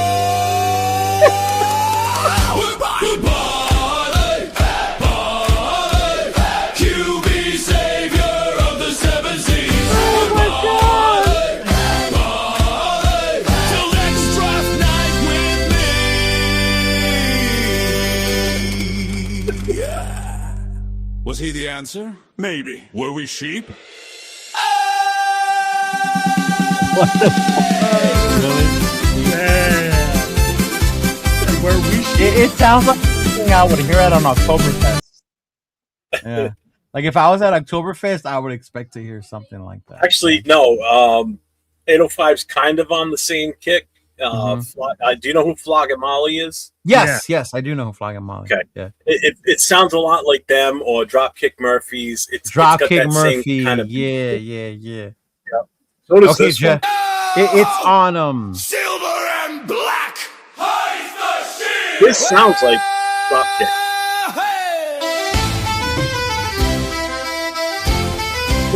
But he has 2 songs. Silver and black. Hoist the shield. Oh, gather round ye We raid a folk with draft boards ripped and logic broke. One fine throw beneath the moon. Now every fan sings the same damn tune. Didn't watch tape, didn't check the fit, didn't ask, does the roster need more than this? Blinders on tight, eyes straight ahead. Point to the QB, drop him. They say, Bart by Mendoza, ho ho in a silver coat. Bart by Mendoza, steer the ship, he's the GOAT. Raider, stop, Raider. Fill your drink, no debate, just herd instinct. Somewhere blinders can't look wide, march in lines side by side. If the herd yells QB now, they don't ask why, they don't ask how. Number one pick, a chest of gold, trades, trenches, stars untold. But mention options here unthrown. Stop thinking, drop the throw. Captain says, stop it. Crew says, ball. Captain says, straight back. Crew says, no, no. I Mendoza, save your bye, popular vote. Bart by Mendoza, don't read, just float the boat. Raider, louder, Raider, wrong rhythm. If he struggles, blame the wind. Some say build the lines of war. Some say stack the defense more. Some say trade it, multiply. But the sheep just bleed QB or die. Tomatoes. Sweating, weighing it all. Fans just chanting at the wall. New ones drowned in ale and foam. Mock drafts burned, brains left home. Now don't get me wrong, the lad might shine. He might be gold, he might be fine. But Raider life, his choice is deep. Not every answer comes with sheep.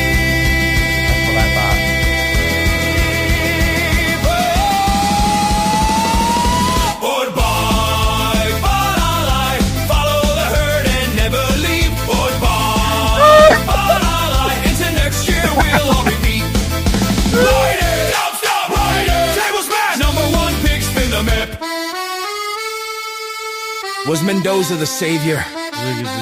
Maybe. Were we sheep? Absolutely.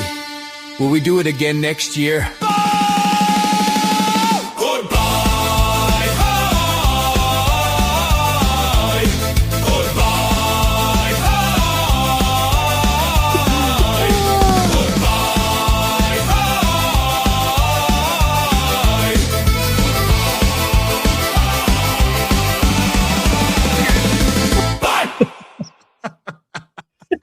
Samoan Raider had it on his channel. It's called "We Are Car." That's the song I was. Is that what it is? About. Oh, he probably We doesn't Are have Car. it. Yeah. But it was on the homegrown, the one with him and his brother. It was on their podcast. His brother played it for him. Yeah. Oh my god, that is hilarious. Oh, that's funny. He said, enough with this. I understand why my daughters now, when I'm drunk and play old corridos, I know how it feels. Well, to me, make sure you guys hit that sub, hit the thumbs up, hit the notification. Oh man, I felt like it was the last one. I felt like it was something out of High School Musical, bro. Like, oh my god, it was like, yeah. Oh, good lord. Oh my god. Oh, there you go. He sent it to me. Let me see if I can pull it up. Thank you, Dennis. Thank you. He did send it to me. Hang on. Rest in peace, Tia. I'll be in LA next week to celebrate my Tia's life in West Covina. Santos, keep the memory forever. Well, I'm sorry to hear that. Oh, man. for real, brother. Yes, Gio. Let me know. Hey, let me know if you're gonna be down here, bro. Was there anything I could help out with, bro? Gio, I'm not that far from West Covina, dog. I'm in Pomona, so yeah. Mm-hmm. Oh man, we went from Too Short to Celtic Valley. Oh man, is this Will's workout song? Hey, bro, you know it, bro. I'd be getting my pump on to. Oh my god, you want to join Death Raider Records? Oh my god. Hey, I was challenged to do it, so I did it. So Will said, make a song. So I said, okay. You did? Oh man, this is the shenanigans you guys come up with when I'm gone. Yeah, Huh? Hey, that's what happens, bro. Oh, Boss is away, Lord. the mice will play. I see that. But here it is, Jeff. You ready? All right. Oh, we're gonna get demonetized on this one. I can see No, it. we'll just remove it afterwards.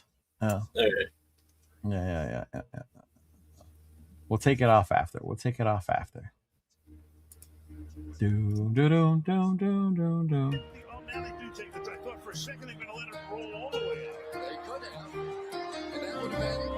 I got chills already, man. Look at that. You gotta turn it up, man. Can't even hear it. Oh.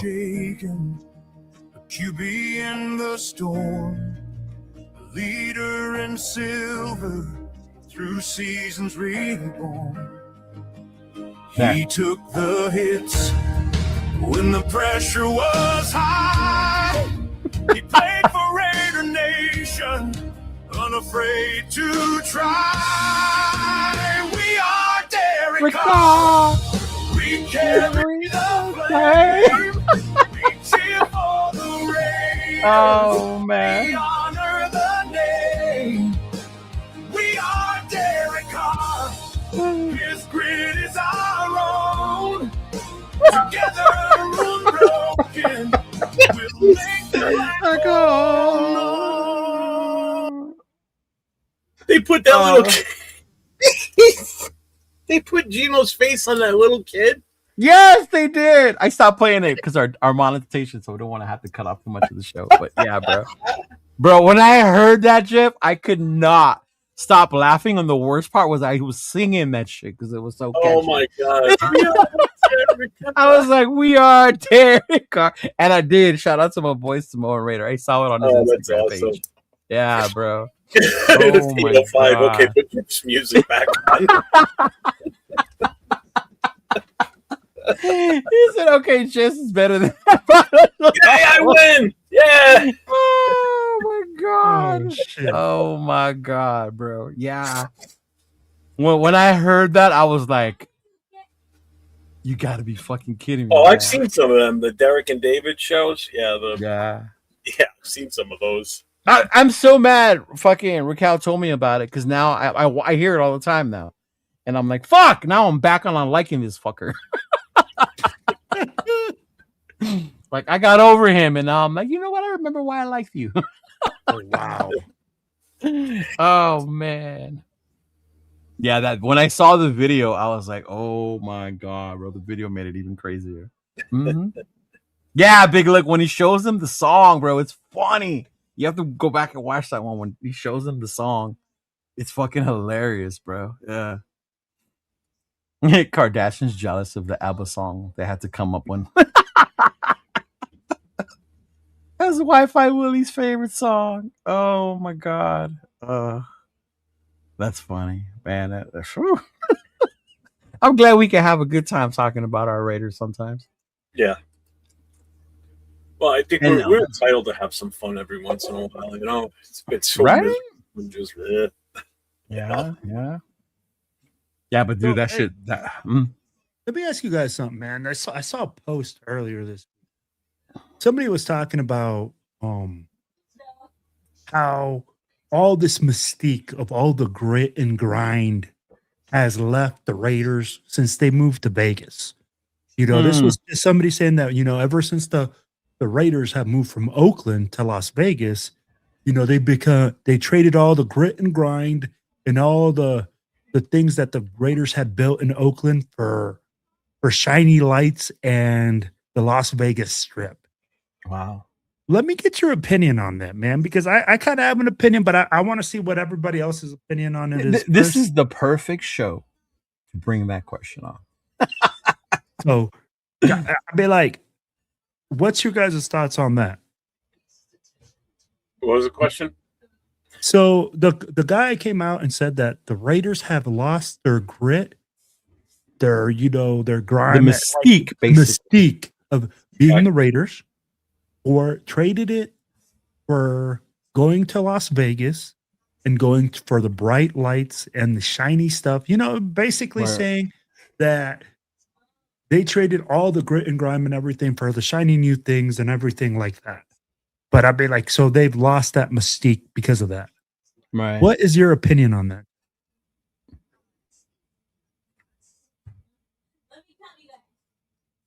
Who's going first? Go ahead, Jeff. Yeah. Go ahead, Jeff. I think the mystique was lost before that. We haven't been the Raiders that we grew up knowing. And when I say grew up, meaning us as youngsters and everything,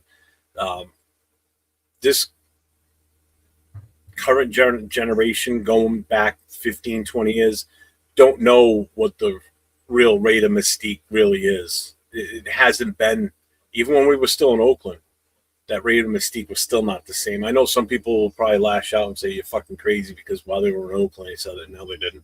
Right. That mystique's been going a long time, man. It's been a long time since that old school Raider mystique. It has nothing to do with us moving to Vegas. No. It was before that, way before that. So, Vegas, nah. I think it was lost even before that, to be honest with you, Dan. I think it was lost at the end of the 90s in that time frame. Damn. So, like the tail end of LA? Probably around that. Yeah. I think once they left out, I think if they would have stayed at LA, it'd be different. I really do. I think going back to Oakland was a big mistake. That's why I love Jeffrey. I think that was the final. It's like, that's why I love you, Jeffrey. Is that what you said? That's why I love you, Jeffrey. Give it to him. Let him know. Yeah. That's my take on it. That's how I feel. No, I think hey, solid, bro. You grew up watching the Raiders in a different generation. You really did. And I say that very respectfully because having gone in the military and working with, older people from that generation, they knew I was a Raider fan. The way they would talk about the team was so different. Oakland's playing Monday. You guys are automatic. You guys never lose on Monday, right? Like, oh, Oakland this, Oakland that. And then that thing did die down. Well, would I say they lost their mystique? I would say probably around the same time you're talking about when we started losing, right? Mm-hmm. For me, the part that was still there, and maybe that's what they're referring to, but this is only my feels, right? Is the fans, it being accessible to the fans the way it was in Oakland, Being able to go to Oakland and pay fucking $100, $200 at the most and have like great seats, right? That shit won't happen in Vegas, right? It was an old stadium, but it was our stadium in Oakland, right? The parking lot was fucking insane. Yeah.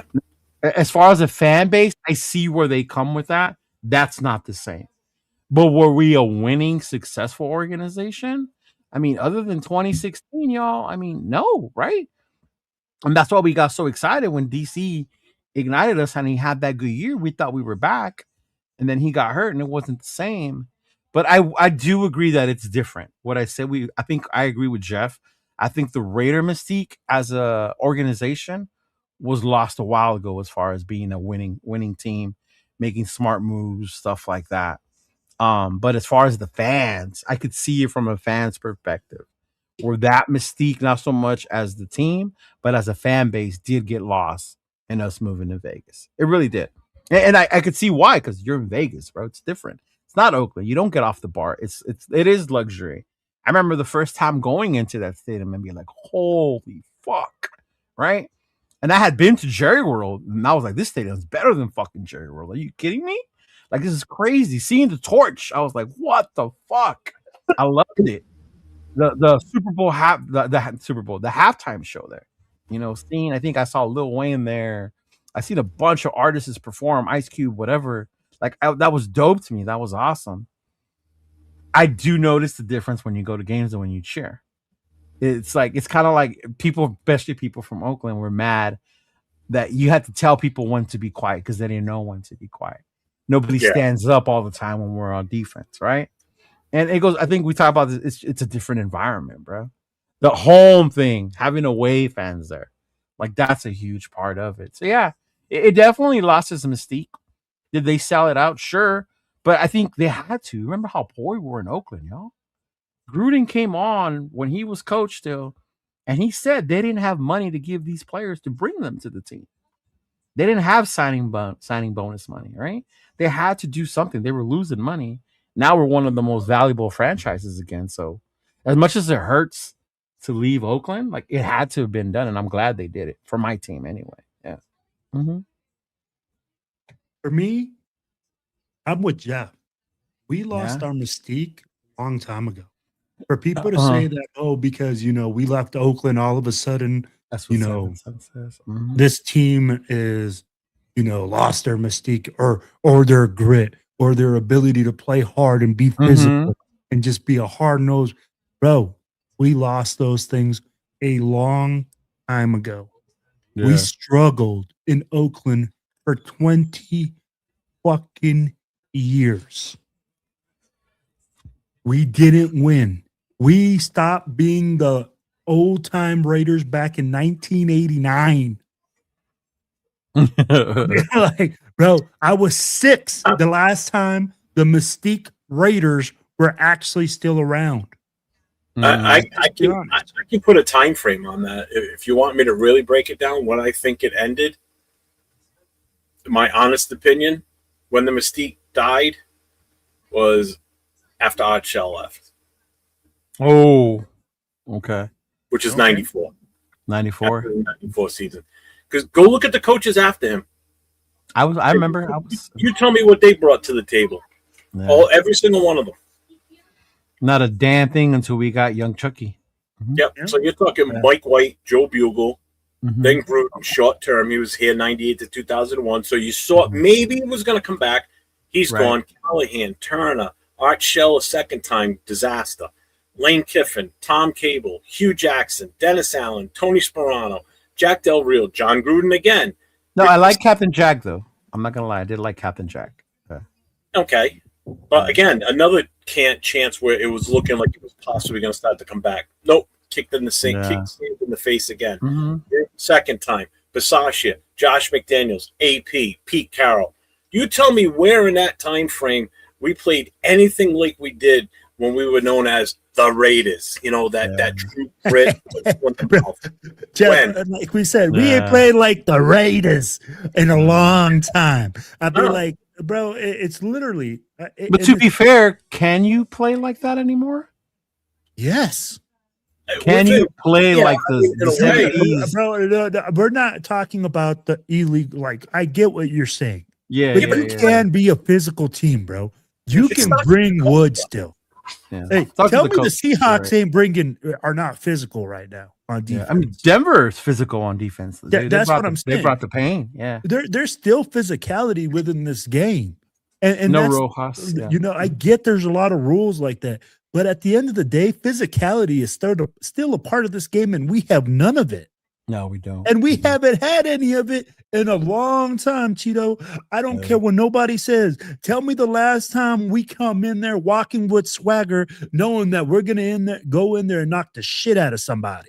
2016 before you got hurt. There you go. Honestly, that was the last years. time I was comfortable going to San Diego knowing we're gonna beat the shit out of the Chargers. Right? That was the last 10 time. years ago. Yeah. We talking about a decade. Yeah. So at the end of the day, bro, that's what I'm saying. I'm like, hey, this team has lost its swagger, but it's not due to the city. And it doesn't matter whether the stadium was full or not. Because in Oakland, the stadiums were full. But guess what? We were still losing. Yeah. Having a full stadium of fans doesn't matter if you're not winning. And it's true because as much fun as I had in Oakland, the saddest part was that 9-hour, 8-hour drive home after getting our ass whooped in Oakland. Go ahead, Jeff. Tell them where you're from. Mhm. Rojas, I'm in New England. I live in Rhode Yeah. Island. I'm on the far East Coast. I live in Colorado, man. Mhm. And I'm from LA. Well, Cali. I live in the IE, but yes. Mhm. We lost our mojo when Gruden was traded. That hurts me to the core, bro, when I think about See, it. and someone else said when Al Davis passed, it was lost even before Al passed Oh. away because he wasn't making the best decision. He wasn't. Yeah. Like I said, it definitely starts with the coaches. Like Yeah. Art Shell was the last of that mentality type coach where, outside of Del Rio, which was a very short stint, and yes, Gruden's first tour with us, Yeah. we started to gain, like they said, that respect. And those two were Yeah. back to back, basically. They were. Mhm. But after that, I just no, Yeah. I just don't see it. Yeah. I mean, Lane Kiffin was a disaster. Dennis Allen was horrible. Art Shell round 2 was even outside of this past season we just had with Pete Carroll was by far the second or possibly first worst. Last season and Art Shell's last season with us are pretty much mirror image of just how uneventful our team was. See, and I don't think this is true because you hear this a lot. Oakland's a blue collar like the Raiders, right? But in Vegas, it's a fair weather city. You get flicks. That's the Strip. And I think that's the thing that gets misrepresented so much. Because I know people that live in Vegas. And trust me, they are blue fucking collar. Like Chona, you guys knew what Chona did for a living. He's a blue collar motherfucker, right? He's not glitz and glamour what he does for a living where he works at. And it's but everyone thinks Vegas, it's the Strip. The Strip. Like it's more than just the Strip in Las Vegas. Does Chona live in Vegas or in LA? He lives in Vegas. He does. I thought he was in California. No, he's from California and then moved to Vegas? He's from California. He moved to Vegas in 2021. Yeah. Mm-hmm. Yeah. Mm-hmm. Yeah. Yeah. I miss yelling Raiders on that. That was the first part where I knew I wasn't in Kansas anymore. When I went to Allegiant and I yelled Raiders and nobody said it back. I was like, we must teach the young ones. Yeah. I'll tell you what, you heard it inside Gillette Stadium after week 1, huh, Will? Walking out of there after the game. You know what? I'm going to tell you something, man. You heard it in Houston? A lot of stadium. So every stadium, okay, and you guys know I try to travel as much as I can. Bro, every stadium except Allegiant, every single time you leave, all I hear is Raiders. In Denver, we lost. And I'm hearing you still heard Raiders all in the hallway. In Boston, I hear it. But it's crazy to me that when I go to Allegiant and I go to Las Vegas and I see a Raiders fan and I yell it across the way, there's sometimes people just kind of like stare at me like what the fuck is that guy doing? You know, I expect that in another city. Like when I go to Denver, bro, if I see another Raiders fan, bro, I'll roll down my window, start honking, you know, like just screaming out. I get you. That's exactly how I am, you know. I'm like, my truck has a big Raiders sticker on the back. I mean, like, I see somebody, I get pumped up. It's exciting. But I'd be like, bro, and it's wild to me that I literally went on the Vegas Strip and I see another Raiders fan and I'm like, you know, for me, it's exciting to meet new people, especially to meet like another Raiders fan. It doesn't happen for me every day. So when I go to a home game and I see a ton of Raiders fans just everywhere, I feel like Jeff. It's almost like you're going to fucking Disneyland, bro. Yeah. You're like, oh my gosh, I have a bunch of friends here. They all look like me. Bro, I live in Colorado. I wear a freaking Raiders jersey out here. People look at me like I'm a fucking alien. Oh yeah, I have no friends. I have no friends here. Yeah. and in all credit to Vegas, though, too, what you're saying is true. But the home opener is different. The home opener is when you see everybody come and show up, right? But let me ask you this, Chido. Is it because it's already a premeditated thing that we try as fans to already say, oh, well, it's the home opener, so let's try to make it a big party? Shouldn't it be like that every single game? It should, but if you think about it, it's more expensive to do that every week unless you. No. But I'd be like, but shouldn't that environment be like that I feel like for us, at least at Allegiant, we go in the home opener. Everybody concentrates on that game. Every year, right?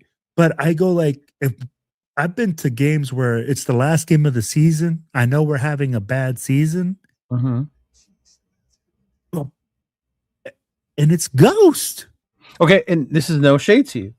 You went to the home opener. What other game at Allegiant did you go to? I've been to the last Chargers game, which was this year. No, that was. No, that's what I meant this year, because this year you were at the home opener. No, this year I didn't do any games. Oh, you didn't do any? Why? Well, I was concentrated more on road games. Okay. Like I went to Denver, Boston, Houston. So for me, I'm like, yo, that kind of taps me out. But next year I'll be at home opener again. Like I did home opener the year before, and then I did the last home game the year before that. Yeah. I guess my point I was trying to ask, and I know if this was possible for Jeff, if he was closer, I think Jeff would be here every home game, win or lose. Oh, hell right? yeah. The way I try to be there every home game, win or lose, right? Because it's so easily accessible for me. You know, I'm like a 3-hour car ride or a fucking 45-minute flight away, which is different. Yeah, I mean, But 3 hours for me going, that's from me to New York City is a 3 hour. It's different. Yeah. You know, I would do that in a heartbeat. That's why. That's why you went to Philly. That big of a deal. It was a 7-hour ride, you know. Because the fan base in Las Vegas and 805, if you're still in the chat, so please help me support me with this, isn't that big yet. Where they are the ones who go all the time. The ones who go are the California fans, the Arizona fans nearby, right? Yeah, I agree with that. Yeah, the ones who have the means to make that travel back and forth, you know? Yeah. Mm-hmm. Bro, there's some people that don't even have the means. I've literally seen people go get there and they're like, bro, I don't even have a place to stay. Yeah. I'm like, God, don't worry. You can see. Yeah. I get it, though. I get it. We are Derek Carr. No, bro. And hey, why are we so fixated with him? I mean, like, people are now saying, bring him back as an offensive coordinator. Because, bro, when you have something that you liked and it was the last time you were successful, you're gonna want it back, thinking he's gonna bring that same success. You know, it's like I saw somebody the other day on Facebook, and he put like Woodson, Brown, all these old Raiders, right, that are still alive in good shape. Bring them back as coaches. Lincoln Kennedy himself has said, "I don't want a fucking coach," right? And like, what makes you think these guys want to coach, or they know how? Like, there's people who don't play that can be great coaches, right? Well, you don't have to play to be a great coach. Because they were one of the Raider greats that, you know, they can come in and be coaches. Not every player can become a head coach or even a position coach and be good at it. Yeah, you know, they're very far and few between sometimes. You know, no, and you know what? And I'm going to tell you, man, you are absolutely correct, guys. Being a great coach is all about being a great teacher. You have to be able to teach. You have to be able to intake information, regurgitate it in a way that people understand. And I'd be like, some of these guys, you're absolutely correct. Lincoln Kennedy does not want to be a coach. Oh, he tells you he'll get fired. He'll punch someone, he says. It's hard. He would too. It's the hardest to make that transition, especially when you're considered an elite player. Yeah. Because you worked at a certain way. You did things a certain way. And when you see a player not putting in the effort, not putting in the, you're not scared to immediately address the situation. Yeah. And that's what makes it so hard for players, because as a player, you already have a standard. It's like Jeff, you have a standard, bro. Like, if you already have a way of doing things on your show. No, let's just say, like, if you already have a way of people acting on your show and coming on and doing a certain way, you're not just going to let somebody come in here and then just start cussing and start saying whatever they want and saying shit off the wall, because you have a certain standard. Yeah, these players have a super high standard. I'd be like, so I could just see that. It would be like, no, you can't deal with it. What happens when the guy tells you, hey, I was on TikTok? Jeff, imagine this. Imagine one of your players coming up to you and be like, hey, coach, check out my TikTok. Like, how would you react at your age? You know, when your players are showing you their TikTok or something stupid like that, when they're supposed to be doing something else. I'll give you a perfect example of a guy that was a coach for us for a long time, position coach. At the time, no problem, but he could never coach in this era right now with these kids, and that's Bolitnikov, wide receiver coach. Yeah, you know, times have changed. You know, his knowledge and his way of doing things wouldn't translate over to this era, not even close. You know, so he was okay with what he did when he was there. You know, I mean, think about who was on receivers when he was there. You know, you had Tim Brown was there during that time frame. You had Mervin, Willie Gall. Yeah. You know, you had a lot of these Lafontaine, wide receivers at the time that, you know, the game was still kind of close to what Bolitnikov played. Now, you know, offensive schemes are so different. And you're right, too, Will, with what you said about the, you know, the whole generation with the TikTok and all that stuff and everything. Wouldn't be able to handle that. But remember when AB showed up on a hot air balloon with the frozen foot? Like, that's the generation of players these coaches have to deal with, bro. Like, Exactly. Yeah. And Brown had his own issue too. I mean, that was. Oh yeah. Too, so. No, yeah, that too. But even as a coach, say with Max, right? Yeah. He has a podcast. Like, why are you going on there and doing this shit? Like, and I get it. That's what people do now. They have their brand. They're making their money. That's this generation.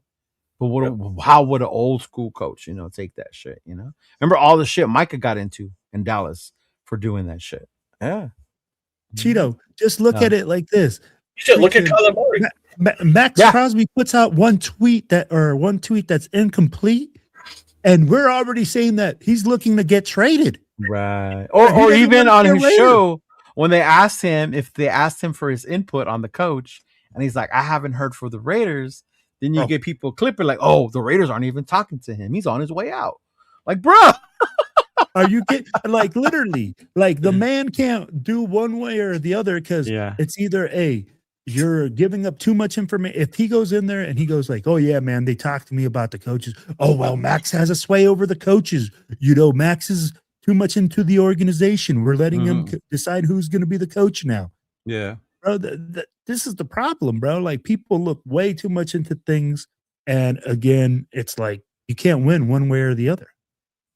Oh, okay. Yeah, I got you. Oh. It's crazy. Yeah, but that Mystique thing, that was a good thing. And you get it. I've seen it in the Black Hole official when they post things up, right? And the comments, the Black Hole died in Oakland. Like, the Black Hole is no longer. Like, yeah. Mm-hmm. Yeah. I mean, like, when you think about it, right? Like, the stadium being blacked out, it's like, Cheeto, it's like you said. I don't think we'll ever see that ever again until the Raiders start winning. Once they start winning. Because it showed that year we played the Chargers before win and get in. That stadium was blacked the fuck out. To this day, it's known as one of the best weekend's biggest Raider parties. And that wasn't a home opener. It was that Charger game, that last one, where we won by a field goal when we got in. So it can. But the difference is now, if people are in that mindset, I'm only going to go pay that money if we're winning. I'm not going to go pay that money if we're losing. And that's the crazy. You're absolutely right. And then people want to complain about the ticket prices being astronomical, but you only want to go when they're winning. Yeah. I'm like, hey, Cheeto, what did we talk about this year? What, some tickets got down to $50 to $100? Bro, I sat in the lower level in the Chiefs game. I paid $60. Yeah.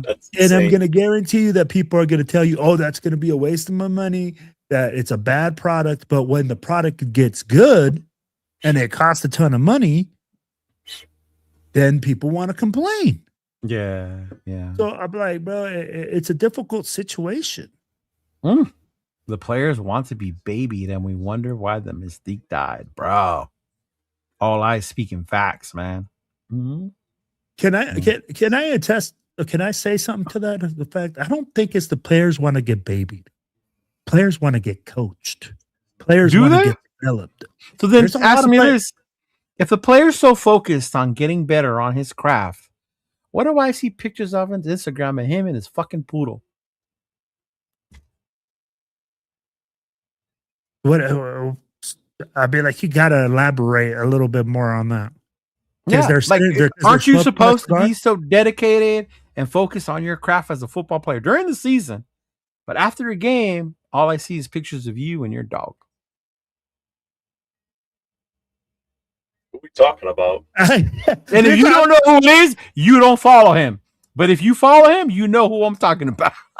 I mean, like, man, that's my thing. I'm like, I'm confused because if you're telling me that all you see is pictures of them and their dog after, he said, yeah, who's got a poodle? Yeah. Like, you know, is it a poodle? It's a little dog like that. I can't remember. It's a poodle. Yeah. Mm-hmm. But so here's the thing, though, right? Every player is different too, Cheeto. I'm not going to tell you that every player wants to be great and everybody, but I'll tell you something that I have found in common as a coach is that all players do want to get better. All players do want to get improvement on the field. And you know what? At the end of the day, when it comes down to it affecting their paycheck. Is it him? Is that who Hits Boy just said? That's not who I saw. It's not Dante. That's not the one I saw. Sorry, go ahead, Will. Yeah. When it But and fits I the get what you're perfection, saying. it's That's a good thing to think. But I think in this era, not all players want to be correct. great Oh, no, players. no. And that's what you're looking Mhm. for, right? You're Yeah, looking that's for what those you're players. looking for. Yeah. Absolutely. How many of those players do you think we have, Now Jeff? you got me Actual thinking about a players fucking that want to poodle be great players, bro. after a fucking. Now you got me thinking about a fucking poodle after a game, Cheeto. Now I'm looking like, who the fuck owns a fucking poodle? How many do we think? How many do I think we have? Yeah, actual players that just want to be great players. Yeah. Oh, he has a black puppy, a pit bull. One, One? two, 2, 3, 4, maybe 5. 5. Okay. I think I might even be pushing on the 5. All right. I think the 5th one might be kind of a. I think it's Eh. more story that makes him seem like he's pushing. Right. Mm-hmm. I'll name them. Name them, big dog. It's definitely Max. Max. Bowers. JPJ. I agree. Genty. Those are my 4, and I think I would have to put Betch into that group. Betch? And I think he wants to be great because of I think it's because of the story behind him and everything. He wants to be Okay. You know, that's why I think he would be that, you know, one of those 5 basically. I can't think of anybody else, to be honest with you, because I don't see it from any of them. I mean, Snowden's getting his cock caught on rocks, you know. Kuntz is still thinking about his knee. Tyree is still catching butterflies. Yeah. You know, Butler, maybe. I don't know. Butler. You know, I would include Butler. Colton Miller, I might throw him in that too, actually. Mm-hmm. You know. But Glaze, I don't know what the hell happened to him this year, but he's, you know, no. You know, Gino, hell no. And actually, I think you could throw AOC in. I think AOC wants to be great, but, you know, the situation just hasn't worked out for him. But I think he wants to be that. Right. You know?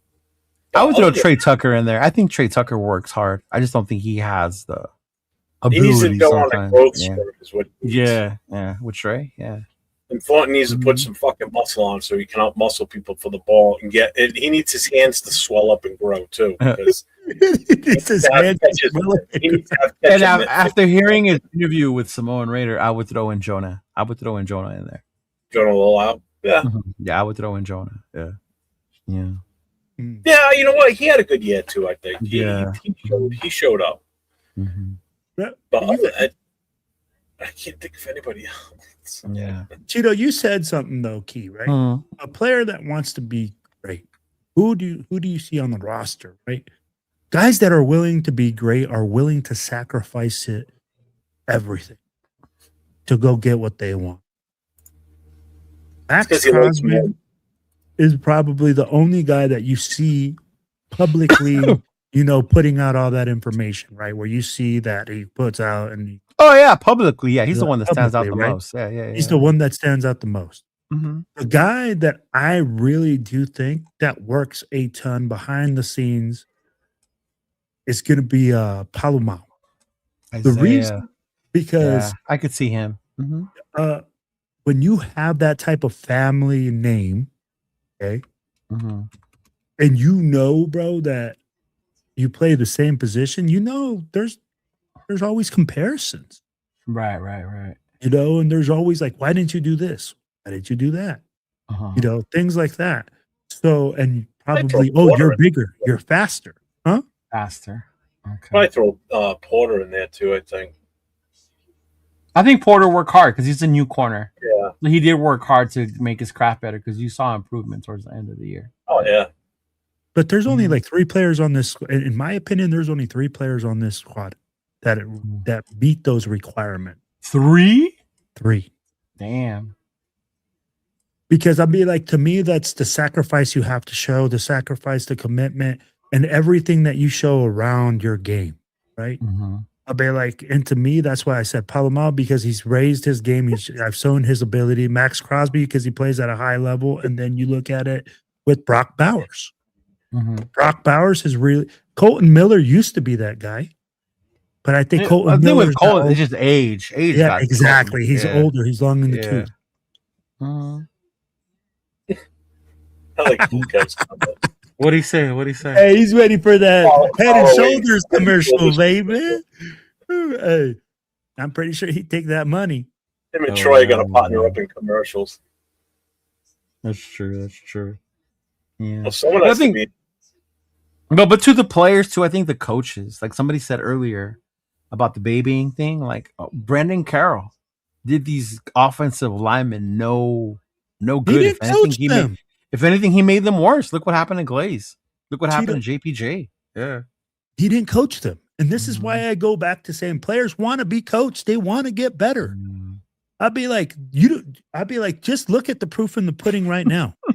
Would you want to go back to Brendan Carroll right now? If you're DJ Glaze, are you looking forward to being coached by Brendan Carroll, who just allowed you to give up the third most sacks this season, and your right tackle and left tackle gave up the two most freaking sacks in the whole fucking league? Bro, nobody wants to be a part of that offensive line. Nobody wants to be there.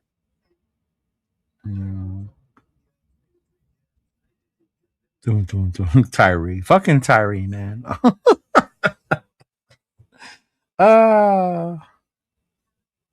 Tyree Wilson. That he didn't do shit. That was his problem. I mean, could you even maybe throw Caleb Rogers in that mix? I mean, you saw a kid that wanted to be out there. I think he worked hard. And they gave him every reason why they didn't want him out there. It was too soon. Well, and he's someone that, when given the chance, he did the most. They're saying it's too soon, and then also Brendan Carroll didn't do him any great justice. No. You know? And he didn't give up when he got his ass whooped against Philly. Nope. We saw him get his ass whooped against Philly. But he came back saying, there's some shit I gotta, Tyree is frustrating. He should be a beast. He should. I'd be like, bro, that's what happens when you're freaking a man going against a grown man. In college, that's the biggest difference. When you're a grown man going against little boys, bro, you're able to dominate by just pure physicality. Well, not even then. You think you're physical. Tyree was physical in college. That's why he dominated fools. That's why once he got to the pros, these dudes are just as big, if not stronger than you, big dog. That's exactly what I was saying, bro. Yeah. That's exactly what I was saying. I mean, like, just look at the guy, that big old left tackle from the U. You guys saw that video. That guy from Michigan literally running him over. Oh my God, yeah. You're talking about the kid from Miami, from U? Yeah. He got schooled. Yeah. He got schooled. And he's a huge mammoth, but that's what shows when bad technique. His hips were high. The guy got underneath his pads, put his hands up, and fucking bench pressed his ass. He stood straight up, so he was already going to lose the leverage battle. And that's what I heard when I saw those. It was he lost it the minute he stood up. Yep. The minute he stood up, he gave out of his stance. He had already lost. He lost before he was even touched. And then you watched him cross his feet, and that was it. He was done. Oh, my fucking tossed him, bro. That was crazy. But, that was just terrible technique. And I mean, like, we have talked about it. We were like, oh, my God, look at this Mama Jamma. He's huge. Jeff even talked about it. Jeff was like, you see that left tackle? She's huge. Bro, but then this is where you go and you say, hey, man, this is where you hope the scouts have done their homework on all sorts of guys. And I'd be like, he has bad hips. He has bad technique. He has bad bend. I mean, that one play right there, if wherever he was on the draft board, he dropped just because of that one play. Because that one play could get a quarterback killed. That's the problem. That's how you have to look at it, too. Is you mess up one time like that, and that guy comes in unabated to a quarterback, that quarterback is going to get leveled. That quarterback's going to get knocked out of the game because that guy's coming full speed. There was no slowdown. There was. He came in fast. That dude came in exploding, bro. Yeah. What's up, Mardell? What's up, brother? At Mendoza for the first round draft pick. I want to know a little bit deeper, guys. Who do you guys see in the second? Oh, bro, I have to go back and do some dig deeping because to me it all depends on how free agency turns out. Yeah, you're right. It depends on how free agency turns out before I tell you who we should get in the second round. There's certain players right now that I want us to grab for sure. You know, Jacob Rodriguez is one of them, bro. We need a linebacker. Do you think he'll be available in the second? Bro, you haven't seen where he's projected? No, I haven't seen where he's projected. Yeah. Mm-hmm. Yeah, he's I still, haven't been be paid available. attention to where he's I haven't projected. even looked at projections yet as far as like who's ranked where. I haven't done anything yet. To me, but I that would kid love a is, linebacker like him or a wide receiver with some height, you know, with some speed, that knows how to run routes, you know, more refined wide receiver, you know, not just a project guy that we drafted in the 4th round. We want to nickname him Megatron or Randy Moss, you know? Yeah. You watch a lot more college than we do. Throw a couple names around. Yeah, that hit to me. That's the kid I really, really like, Jacob Rodriguez, right now. I want to get a running back to complement Ashton Genty. There's a lot of rumors going out. Oh, Kenneth Walker is going to be a free agent. What if we sign Kenneth Walker? To me, that's a waste of money if we go out there and we sign a running back like Kenneth Walker when we have Ashton Genty as our number 1 back. You know? You're not going to go sign another number 1 back to that because there's certain positions you don't put the money into. And that's one of them you don't want to if you don't have to when you have someone like Genty, right? But I want to look at the D line, the D tackles. We need some more beef on the inside. You know me. I want Max's Batman, bro. You're looking for his co-pilot. I want the opposite of him, bro. I want somebody just to come in on the edges and just meet in the fucking middle, bro. But a disciplined one. Yeah. I don't want you to run like lose your, you know, and then the quarterback's just gonna run right under you or the running back. Like, come on, bro. Like, here's the thing, right? If Pons is another one. Pons is another good player.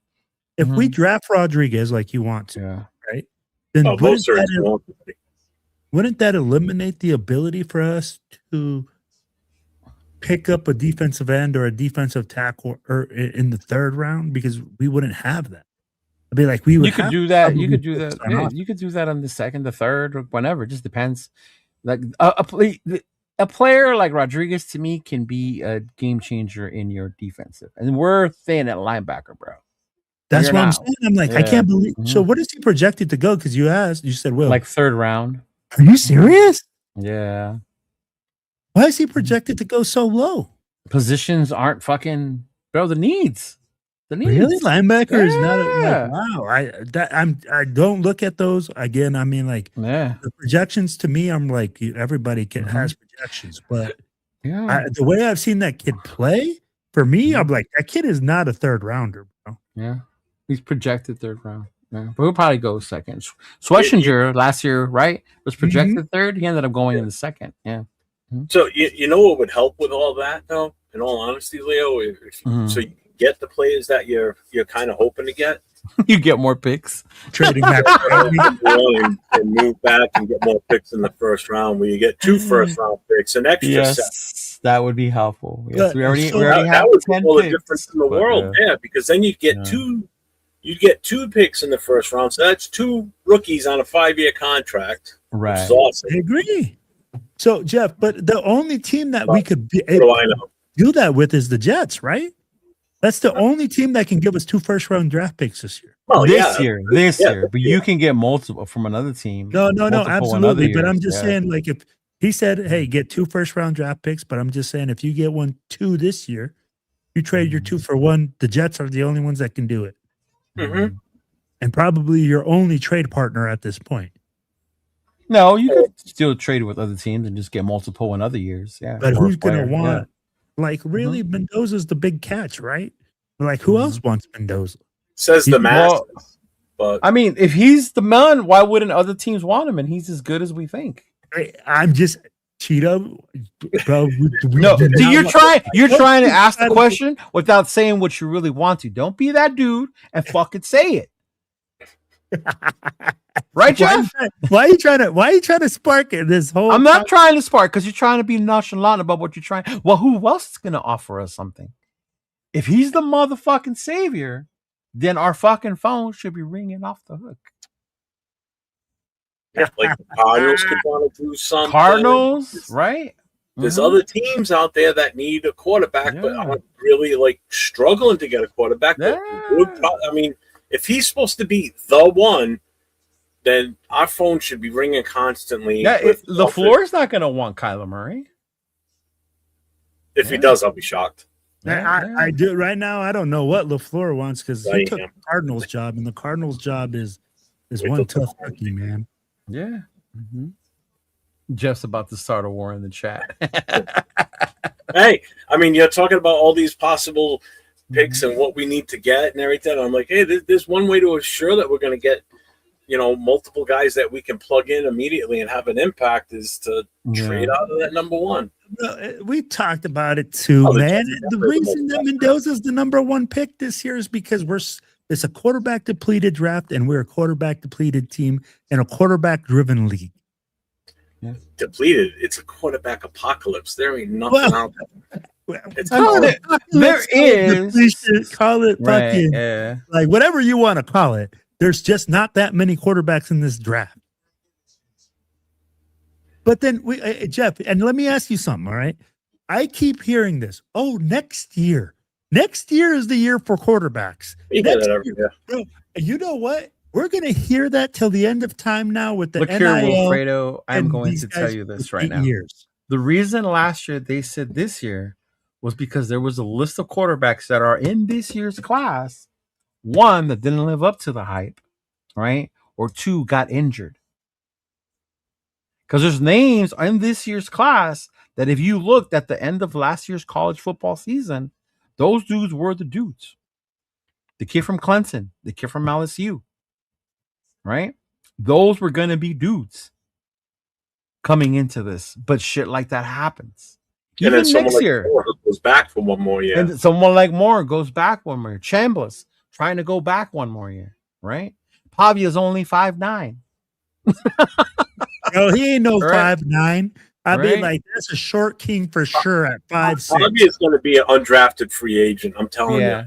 After his tirade and all this bullshit, he ain't getting drafted. You know what's but even with next year, everyone's betting on Manning. See, the thing with Manning, no. Manning was supposed to come out of the gates fucking amazing. If you watch that first game, people were like, what the fuck, bro? This dude, for real? Like, he's supposed to be the one? He's just a kid, bro, in college football in the SEC out of all conferences. In Texas, right? He struggled in the beginning, right? I was with the boys like, what the fuck, bro? Manning this, Manning that. As the season went on, you were like, oh, shit. This motherfucker is fucking like, holy shit, all right? Now, how is he going to do next year? Had he balled out this year, he might have came out. So it all depends on how these guys next year do next year, bro. Yeah.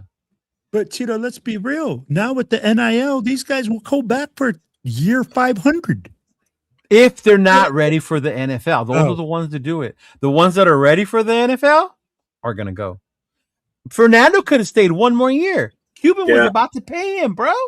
He was about to pay him to stay one more year. Let's run it back. Is that factual that he was going to give him $36 million? Cuban was about to pay him. Not for that much. Not for that much, but he was going to pay him. And he said, no, I'm ready to go to the NFL. And he went. Yeah. See, the way you're thinking is the people that are staying longer than they should are the ones that know, hey, bro, I'm going to get my money now because when I get to the NFL, I don't know if I'm going to make it there. People like Pavia. Because even Pavia tried to apply for one more year. Oh. Mm. I'm telling you like this, bro. That on that Pavia CJ Carr is another one. Yeah, bro, CJ that Pavia Carr. kid is just he is his own worst enemy, bro. See this right here, this guy right here, Bueno. Nussmeier looked really good in the Senior Bowl. Nussmeier was one of the ones that was supposed to be a top quarterback this draft. Mm-hmm. Aller too, and Aller got hurt. He was another one that was supposed to. Yeah.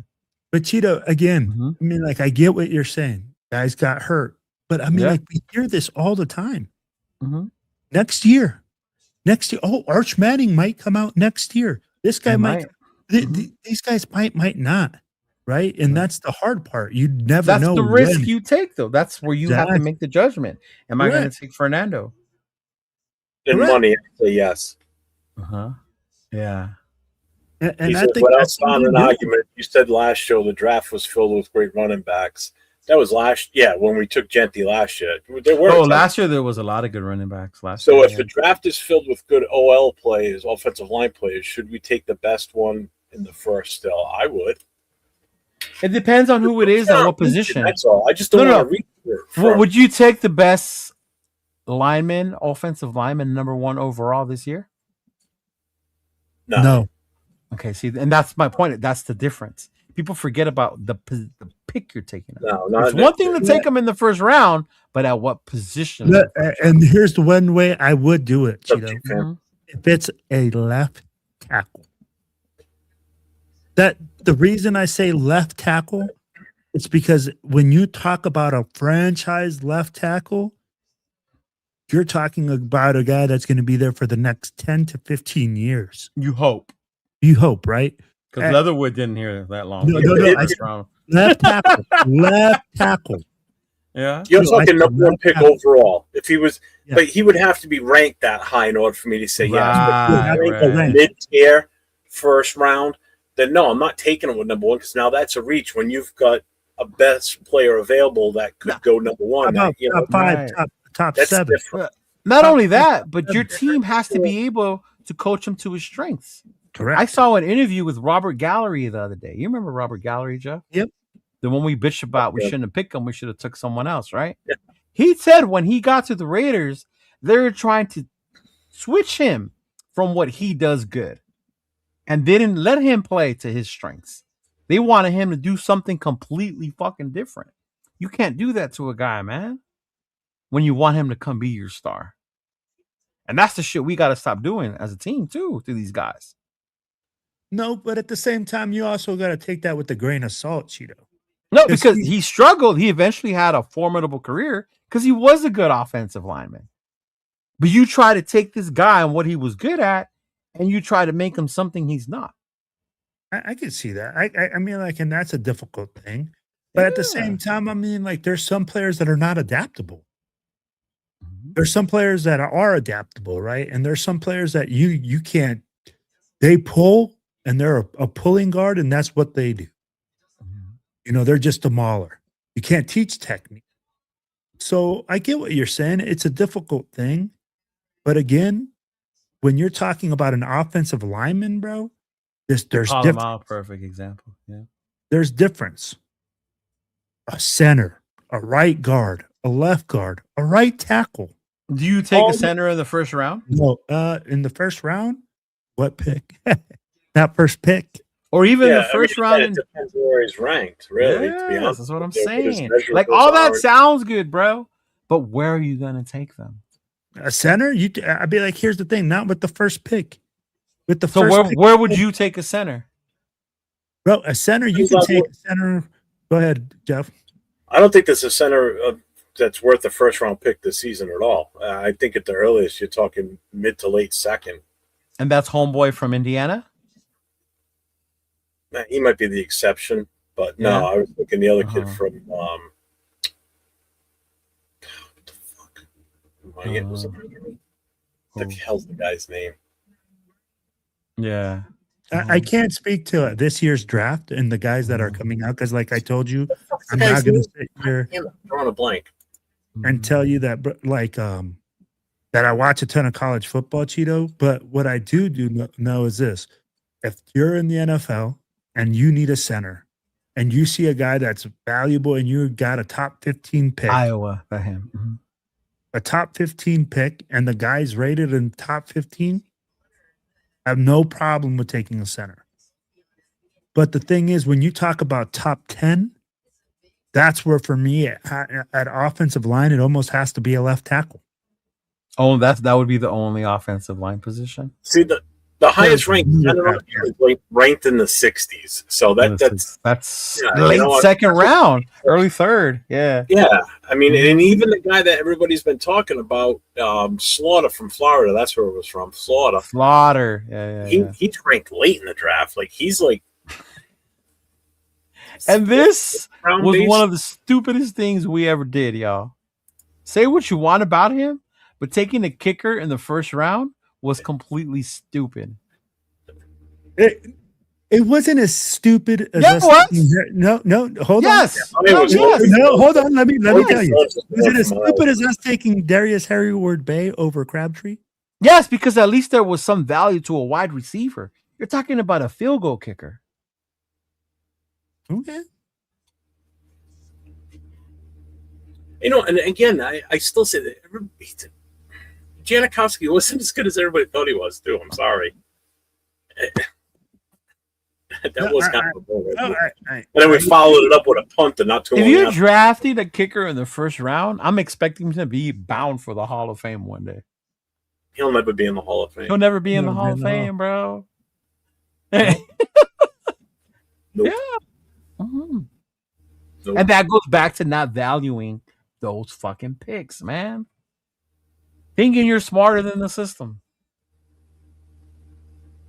Yeah. 100%. Even if he is the highest rated scorer in Raider history, that's not a good thing. When you're the kicker, Not a good thing. that means your offense is that bad that we can't score touchdowns. He's Right. only able to field Thank goal. you.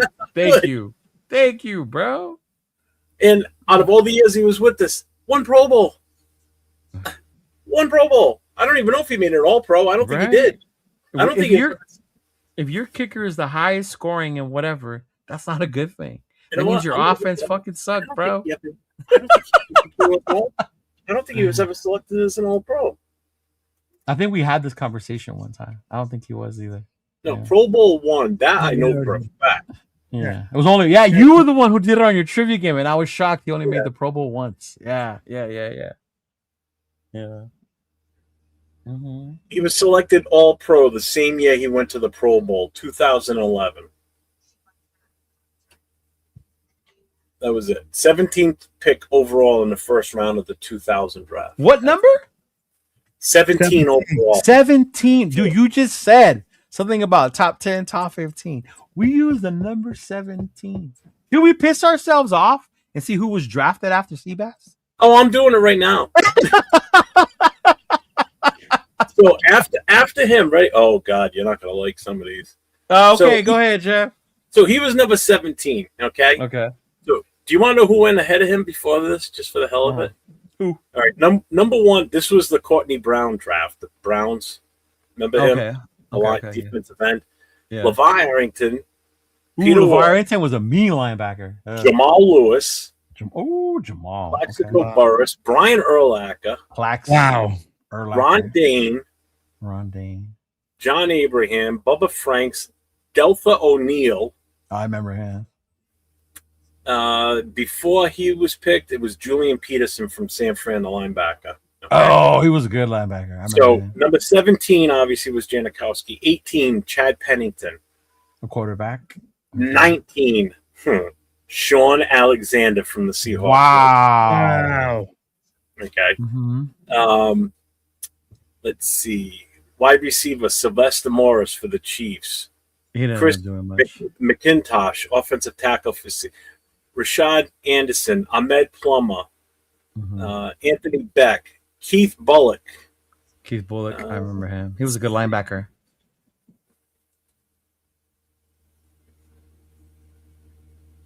Pittsburgh Steelers, Marvell Smith, offensive tackle. Chicago Bears, strong safety, Mike Brown. Denver Broncos, Ian Gold. Mhm. Packers, Chad Clifton. Yeah. Jerry Porter was number 47. We took Jerry Porter? Order. the second round. Oh my god. I remember Yeah. Jerry Porter. I like them. So, I mean, the biggest one is Sean Alexander. There's no two ways about it. Alexander's huge, yeah. I forget who was even our star running back in 2000. Who was our quarterback? We could have used Chad Pennington, dog. I'm not gonna lie. What year was this? 2000. This was Oh, before. right before Gruden got there, then, huh? Yeah. Okay. Yeah. Yeah. Nobody was worse as a first round pick. Hindsight, yes, but the consensus was Oh, Trunk He- Candidate. That's another he guy was that was one. there too. he Rams was the running number back. one trunk. Ron Dane. Remember Ron Dane? I remember Yep. Ron Dane. Yep. Fucking Ron Dane. Coming out of Wisconsin, man. Yeah. Mm-hmm. Yep. He was the Heisman Trophy winner that year. Yeah. Yep, he was. Yeah.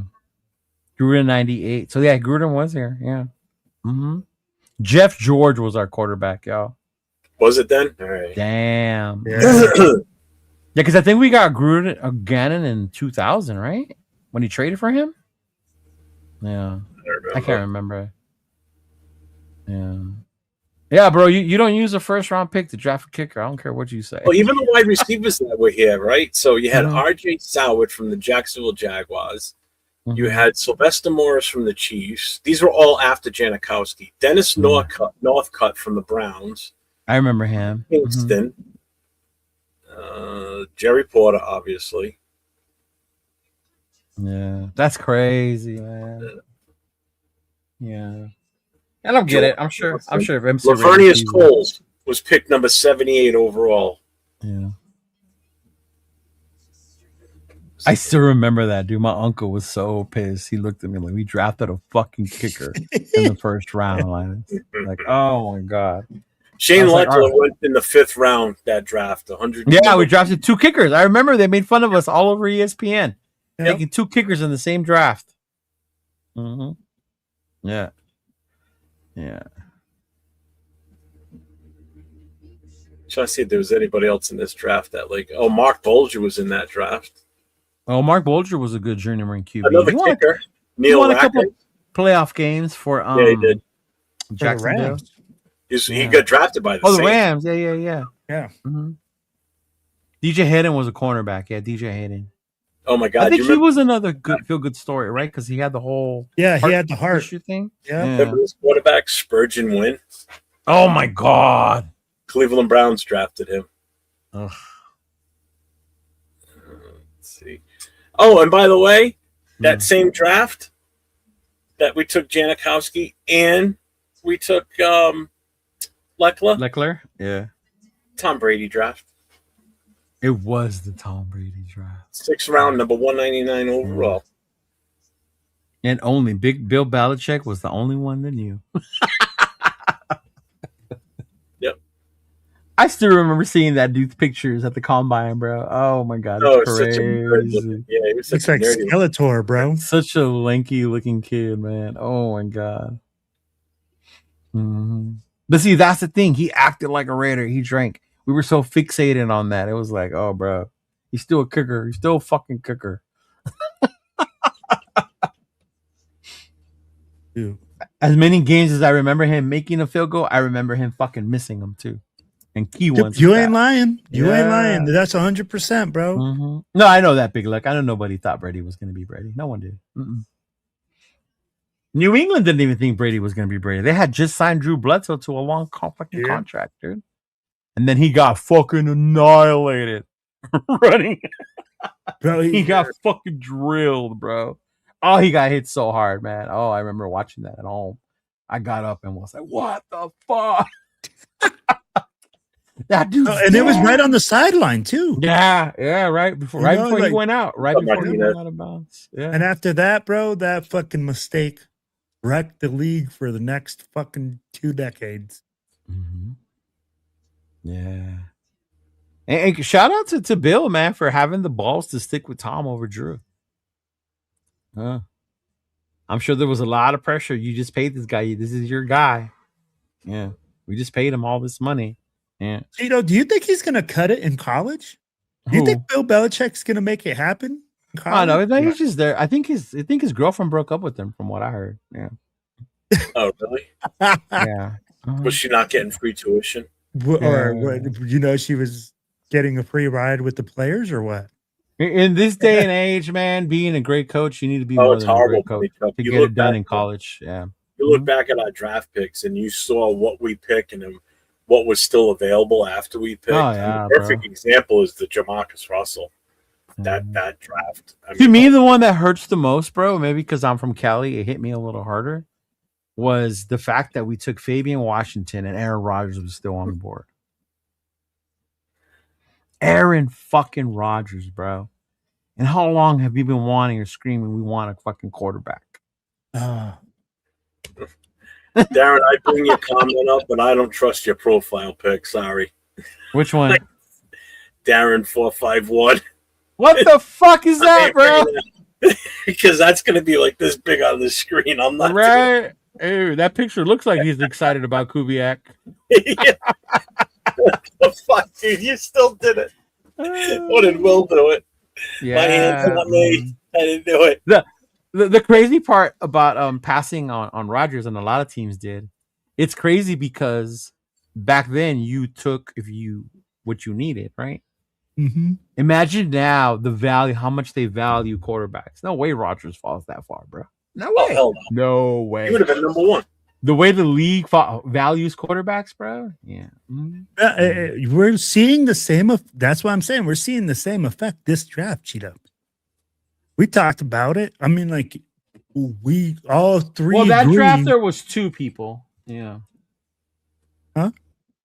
There was two people. There was Alex Smith and what's his name?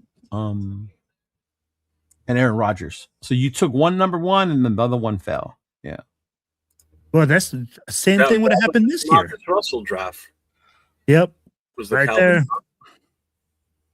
That's exactly right. We But didn't if you pass think on Calvin about it, Johnson. yeah. We just took Jamarcus fat ass first. Fuck. God, did we No. What a mistake. But hey, he was a consensus number one overall pick, y'all. Hey, here's the one thing I always used to hear. He could throw it 70 yards from his knees. Yeah. He had an amazing bowl game. Go look up that bowl game. Bro, that last one. He was as big as most linemen out there, bro. He whooped the shit out of their fucking team that year. No, he wasn't fat when we drafted. No, he wasn't fat when he was drafted. No, That what I'm happened saying is after. he's as big as most. He's 6'6". Yeah. He was He's a big dude. 6'6", bro. He was a freak in college. When you're a freak in college, Jamarcus Russell. He was a fucking dumb shit too. Well, I'm not. But what I'm saying is he was an athletic freak, Jeff. When you look Yeah, at he his was game, athletic, but he couldn't study what the shit to do what he needed to do. As you know, when you're, I'm sorry, 100%, 100%. Especially back then, that was before they had the locked in rookie contracts, and you know these guys came out and they made fucking bank right away. You know, if he was not getting paid that kind of money, would he have done the same thing? Who knows?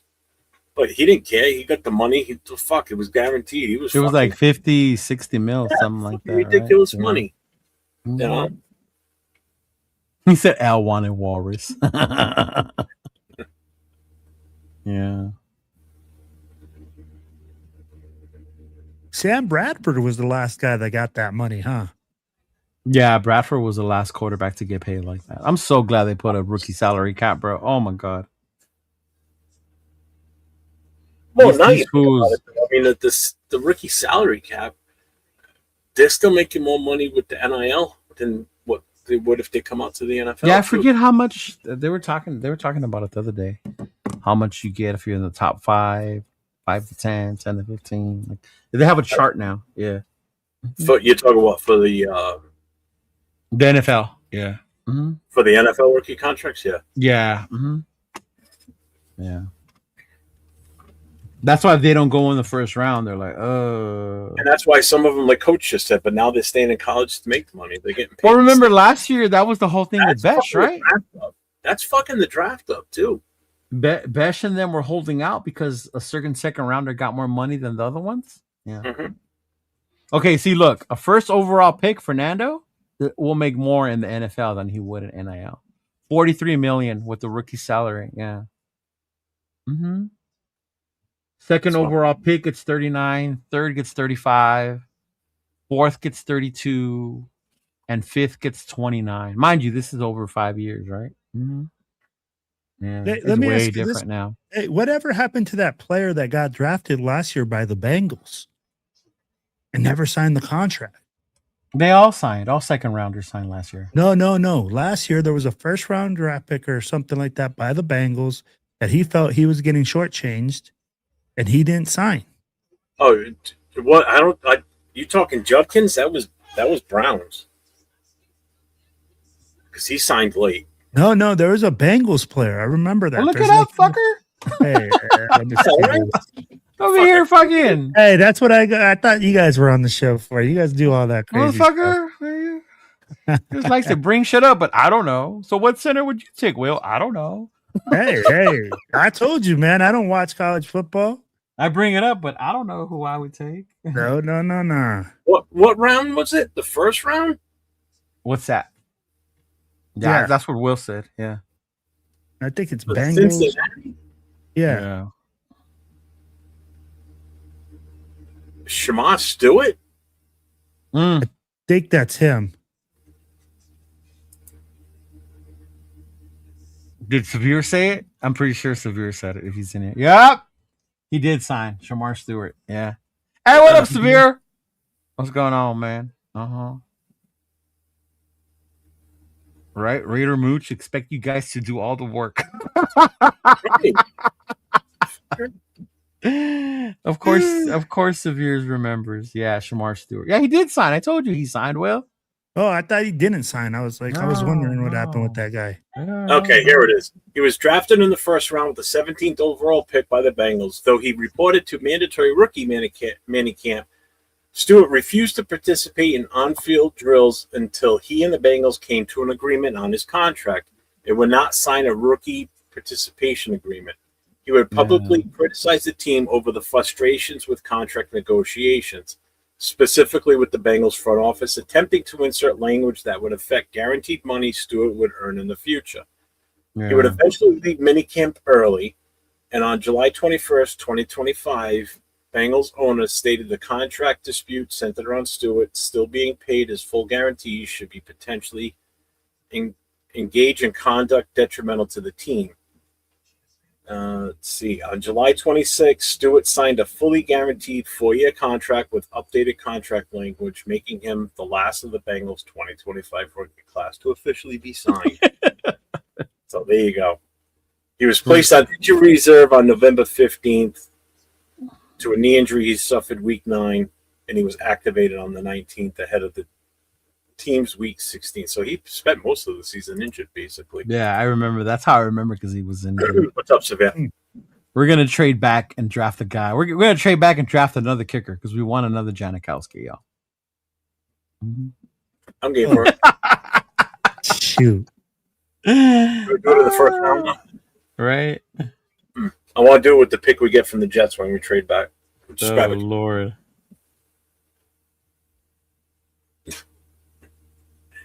Just grab the last ranked player overall in all the college plays and just draft him in the first round. Oh my gosh. Fuck, we got to lose. Apparently nothing if he becomes our highest scorer in history.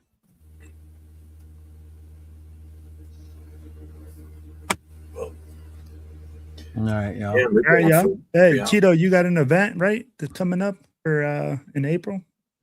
April? Easter? What am I doing For in April? Easter? March, bro. March. Oh, March. Yes.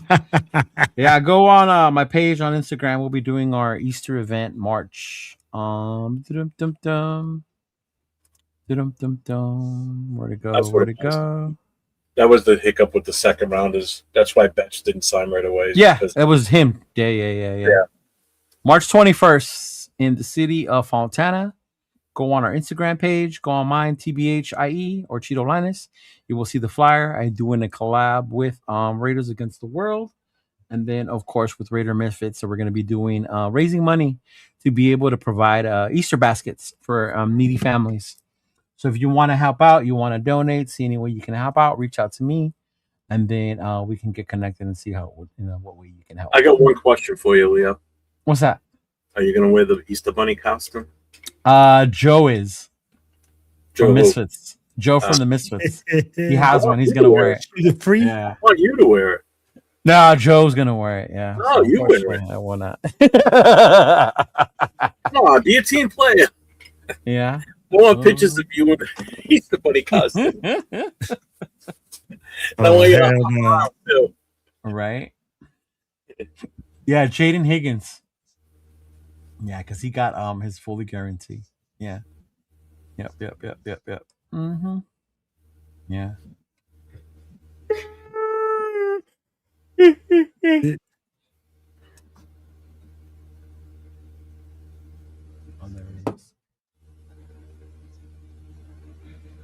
But we did all this without a lot of Mendoza talk tonight. I'm shocked. That's nice, man. I mean, like, it's kind of nice to get off that. Did we subject, though? Because man. Will started throwing in those draft questions to get. Yeah, us to he do was that, trying to Jeff. poke the bear. You saw that?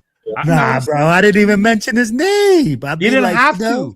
The way Isn't you it- were saying it, that's why I said say what you All you want to gotta say, say, bro. all you say is, oh, what happens if you trade that this guy might not be the guy, and all of a sudden Raider Nation blows up. Mm-hmm. The people are asking for it, Leo. Look, Pink Bunny, yeah. Oh, Cheeto, yeah. To wear what? Pink It ain't my bunny costume, costume? bro. It ain't my Absolutely. costume. It ain't my costume. Such a liar, bro. How about there's a new Fernando song, Dan. There's a new Fernando song. Mhm. yeah, boy, Dressing like a Leo's part of the furry land there. What the fuck is a furry? for the people that dress like little animals and do stuff. You don't know like what a furry is? You never heard of that? No. Look it up, and we'll just leave it at that. I heard it on the radio one time. I think I know what you're talking about. So then you know what it was. Yeah, I was like, wait, what? Mm-hmm. Yeah, put it on YouTube. That'll blow up. The Fernando song? That'll be funny. Yeah, send me the song, Jeff. Go Send me in the the song. chat with the huh? Send me the song. I will. Which one? Yeah. The good The- one about him. Yeah. Okay. The one, the savior. I'm going to use that one part. And then- Yes. Wow. Yes. Yeah. There you go, Samir. Trade Nando Picdoza. Yes. Nando Pigdoza. I cannot wait for Monday. Y'all tune in, bro. Monday we're gonna have a special show. We're gonna do it old school. The gang's getting back together. I will have my boys back on the show with me for a special one-time show. It'll be Severe, Chris, right? It'll be 805, our homie rundown, and then hopefully the homie turf as well. So stay tuned because there's gonna be a lot of disagreements and rebuttals on that show. About what though? This is about what? The coach? I The think it's about coach, everything. Mendoza. This is about Yeah. everything that's been going down, bro. I'll be like, Yeah. "Well, Jeff, I think, and I'm going to tell Yeah. you, it's funny that people would think that, you know, we're all united in who we want to pick. But honestly, Mhm. as united as you think we are, a lot of people don't like Kubiak. I was amazed by how, like, feedback. Unless I don't follow the assholes that think he's horrible. Well, I haven't seen it's odd. I'd be like, for me, I thought Kubiak is a great coach, but then I see people complaining and bringing up certain things. Then they go like, "Hey, who's he going to bring on his?" Do you DC? remember James before he left? He didn't like Kubiak. James didn't like anybody. The only way he liked him is after something came to fruition, and then he'd be like, "I called that." No, you didn't. You know how he was. Right. I know. Right? Enough said. Enough said. That's all I can say. Hey, Martinez, that costume, that uniform may look funny to you, but it did not look funny to the females when we walked off that ship in Australia, big dog. I'm just letting you know. Whatever.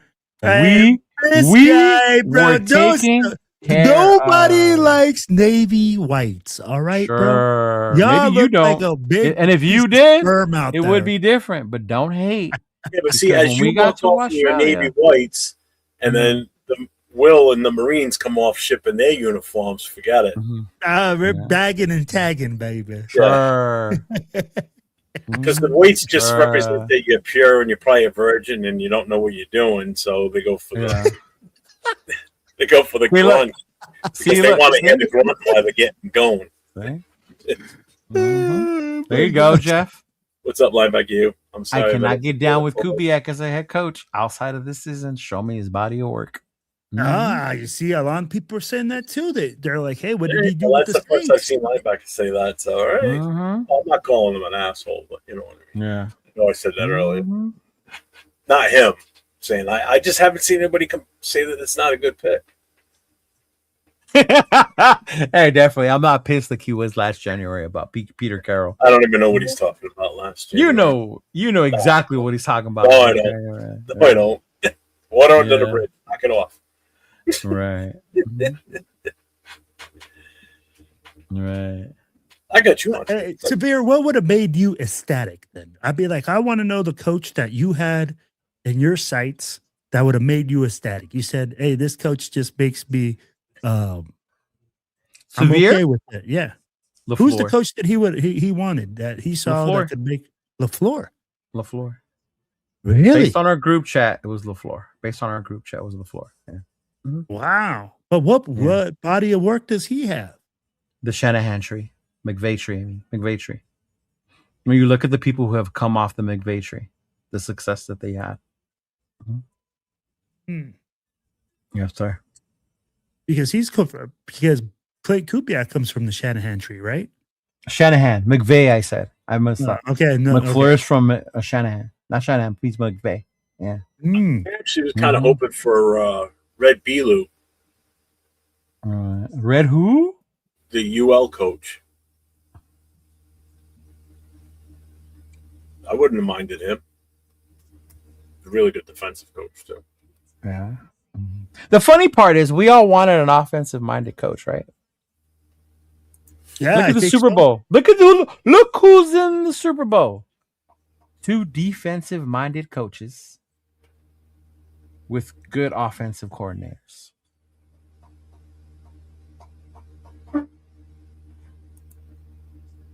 Just saying. Yeah. And I mean, I guess, no, you're right, Cheeto. You don't have to have an offensive-minded coach to have a good offense. You have to have a good offensive coordinator. But I mean, the Raiders went with the guy who was a coordinator, made him a coach. Yeah. So now he's got to find his good defensive coordinator. And Oh, hopefully we absolutely. get- I mean, there's way more questions. Who do you guys think he's going to bring in? Who do you guys see him trying to bring in as his DC? I'd be like, we talked about it Bro, earlier. didn't we Jeff. cover this in the beginning of the show? DC? Yeah. No, we covered OC. Oh, well, I must have did it in the other show then. Yeah. So who do you think he's going to bring in as a DC, Cheetah? You don't know. There's different options. You don't know who he's going to bring. There's talks he might bring in the guy from Seattle. That's what I'm saying. You keep saying it. You say a name, fucker. You want to know who? I think the guy that I see that is going to be a potential guy is the defensive backs coach for the Seattle Seahawks. I forget his name. But he's been mentioned in defensive coordinator talks before. Hold on, let me give you his name. There he goes. Has us doing the work again, Jeff. Yeah. That's what. Hey, He's doing it himself this time. I ain't doing it. Yeah, you see this? I'm doing it, asshole. All right. Look at that. There have been 4 McVay offensive LaFleur, O'Connell, Liam Cohen, and Mike LaFleur. And Mike LaFleur worked under both Shanahan and McVay. Yep. Carl Scott, that's his name. Yeah, how come we never even interviewed LaFleur? Did he not want? Did we push that out there that we wanted to interview him? And I think he was one of the last ones. It was between him and Kubiak about who they were going to take. Yeah, but did we ever bring him into interview? No, I don't. Did I miss that one? You might have, yeah. Well, because it came up. Someone set it up here, right here. Coach said he got one interview. Why did the Raiders not even interview LaFleur? Yeah, and he's right too. They interviewed damn near everybody else but him. Yeah, I think they did interview LaFleur. I thought they did. I thought they did it right when they interviewed. Didn't they do all the Rams coaching staff at once? All right, so Severe said he did. I didn't. I must have missed that one. Then I didn't. Yeah. One time though. See, yeah, yeah. I'm telling you, because they had who they wanted. It was going to be either Kubiak or Webb. And I think Minster was in the mix too. Webb, huh? Yeah, he was in the mix, bro. He really was in the mix. Yeah. Wow. For me, I thought it was Minter or it was going to be Kubiak. Yeah. Because remember, Webb came back for another interview. Mm-hmm. Mm-hmm. Yeah, McDermott would have been fucking, yeah. Mm-hmm. I mean, I kind of get why we probably didn't. I think if Kubiak would have turned us down, I think that would have been the next. I think if Kubiak turned us down and Webb went back, I don't know if they would have went for LaFleur. Would have been. I think we would have went with LaFleur. Yeah. I think that would have been the emergency, like, oh, I think the Yep, Cardinals Zach Taylor and Zach Robinson were the picked him up because you know what? Like, he was the last coach on the board. I'm still shocked LaFleur took the. Dude, the Cardinals job is a tough job. It is, but some people want to be head coaches, and when they get their opportunity, they ain't gonna be scared of it, bro. No, I'm not telling you that, but it's a tough job, Cheeto. I'll be like, any head coaching job is a tough job, bro. Yeah, but I'll be like, dude, they financially strapped. You got a high paid quarterback that has been injury prone. Evero was the backup. That's tough. True. Oh, that's right. The defensive coordinator. Yeah. And don't forget, they also have Connor too, and he was out pretty much after week 1. It was like right away on the beginning. Season too, yeah. So. But again, even Marvin Harrison Jr., I don't know what's up with him. Like, they just. Hey, Webb was 30 years old, bro. How old was McVay? How old was Gruden? Like, let that age shit drop, man. My thing was with saying is, who would he bring on as a staff? Being a quarterback's coach, you don't have that much experience. You don't have guys just, sitting on the corner that that can be a defensive coordinator and come in those spots and be effective. Oh, how old is Webb? 30. He's 30. 30. Yeah. He's younger than some players that are probably going to be on as head coaches. Yeah, because Kubiak's 38. Yeah.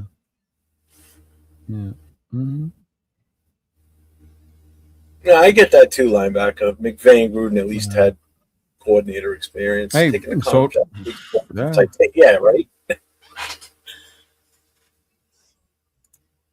Yeah. 2 were in the NFC title game, and they ain't fucking look like they're not going to go back either. Shit, they look like they're going to be. And now he's going to be coaching against his former team too, sort of like how Ben Johnson did. Yeah. Oh yeah, that's true. That's true. Well,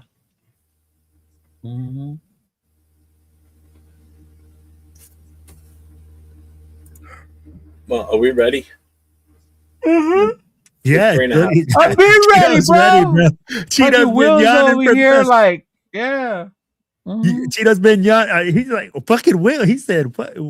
Cheeto's been over here yawning like for the past 30 minutes. Because we said we were done about a half hour ago, and then all of a sudden these questions popped into your head. Well, Cheeto, you weren't here for the first hour, so they had to catch up to me, bro. Really?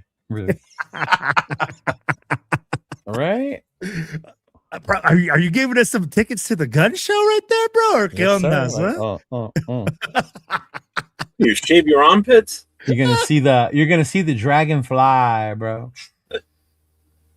Hey, right now he's showing Spytech what he got right now. He's ready to be the Raiders' #1 draft pick, baby. Appreciate you, big dog. Great show, fellas. Appreciate you, homie. I hope your girl liked the shirt too. I mean, your baby mama. One bet. Cheeto has to take the rabbit suit to the cleaners. Man, I ain't got no rabbit suit, big dog. I ain't got Yeah. No, I'm not watching the replay. I watched Monday Night Raw. That's why the show started late yesterday. Did you watch the new season of the Netflix special? Yeah. Oh yeah. Yeah. It's good. It was good. It was good. I can't wait till the second part comes out because then it'll show the breakdown of the John Cena fight. Yeah. I want to see how they planned that out or why they ended it. That series is awesome. I like that series. I like it, but then again, I hate it at the same time, bro.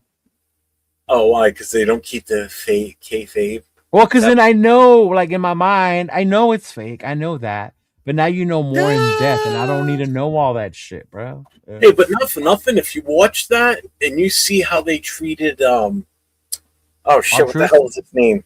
Huh? R-Truth. With the knee injury? Who? Oh, Seth? Yeah. With the fake injury? Yeah. They kept that hush-hush. Yeah, and that's really tough to do in today's day and age. Years ago, that was easy. Now everybody's got a cell phone or whatever. All it takes is... He had to come out whenever he did come out with all that shit on. Like, Yep. Even though it wasn't obviously a knee injury. You know, so think about how easy it would be for him to screw up, and everybody's got a goddamn cell phone, and they know what he looks like, and they're like, "Hey, look at this! He's walking around without a brace." I don't even like the fact that I know his real name now. His name is Colby Seth Rollins. Oh, man. I didn't need to know. I didn't need to know his real name, bro. I did not need to know. Another $5 super chat. Thank you, my guy. I appreciate you. Hey, D Menace. You love that shit, huh, Tito? What's that? WWE. Oh, dude, it's so much fun, man. You should have seen how much fun me, Noah, and my girl had on Saturday watching the Royal Rumble in the movie theater, bro. It was amazing. It was a great fucking time. Since The Rock was wearing $500 Versace. Yeah, you got some catching up to do, Sophia. You got some catching up to do. Yeah, I would say if you're gonna start, like I would start renting. Right now, WrestleMania is gonna come up, but yeah. Yeah. Jim Crockett Promotions. Yeah, it's not that old school wrestling no more. It ain't your mom and pop's wrestling no more. Yeah. Get your tennis rackets out. Yeah, I remember the tennis racket. Yeah. Well, you know, the funny thing for me too is as I'm watching the show and then I see Road Dogg, what he looks like. What he looks like now. God. Yeah. Didn't even look like him until he started talking. That's when I noticed it too. And I was like, holy shit, dude, he doesn't even not even close to the same. I was like, God damn. Yeah. Yeah, when I heard him talk, I was like, oh wait, that's him. Like I was like, damn. Yeah. It's funny to see. Oh, that's dope, bro. I got to go to a live event. That's my next goal, is to take Noah to a live event. I went to a show here in Rhode Island when they came, just fucking going back like 30 plus years ago. It was not too long after The Undertaker started his persona.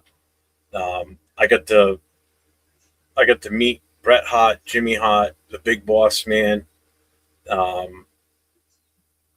saw backstage. I was backstage with them. We had backstage passes to get to meet those three guys. We got our pictures taken with them. I was pretty much almost the same height as the Big Boss Man. I thought he was taller than that.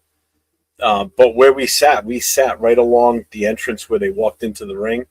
Yeah. And Undertaker walked by, and I'm like, holy fuck, dude. That was a big dude. Yeah. I was like, oh my God. Yeah. He said he hadn't seen wrestling since Randy Savage was doing lines before shooting promos with Mean Gene. Oh, yeah. Nah, bro. Oh, I love old school. I did. Old school was the shit, but it's just different now. To me, it's better. Yeah. They're more athletic. They do more shit. Yeah. Shit, I've met Bundy. Remember Prince Albert?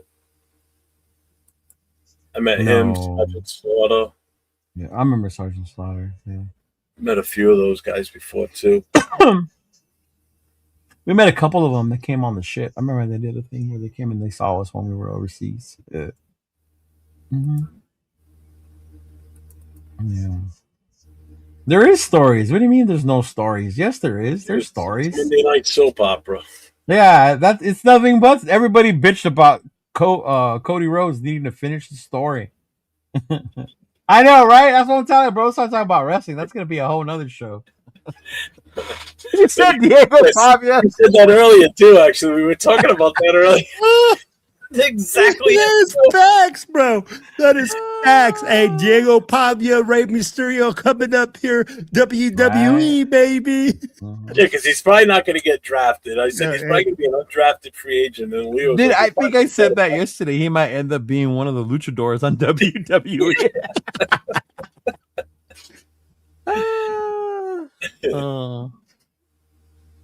Yeah. See, Stardust was his brother. That wasn't Cody. Goldust. Who was Goldust?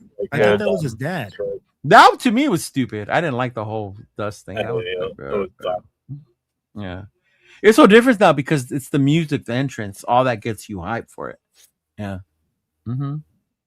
Like when Seth Rollins comes out, it's fucking crazy, bro. Yeah. Yeah.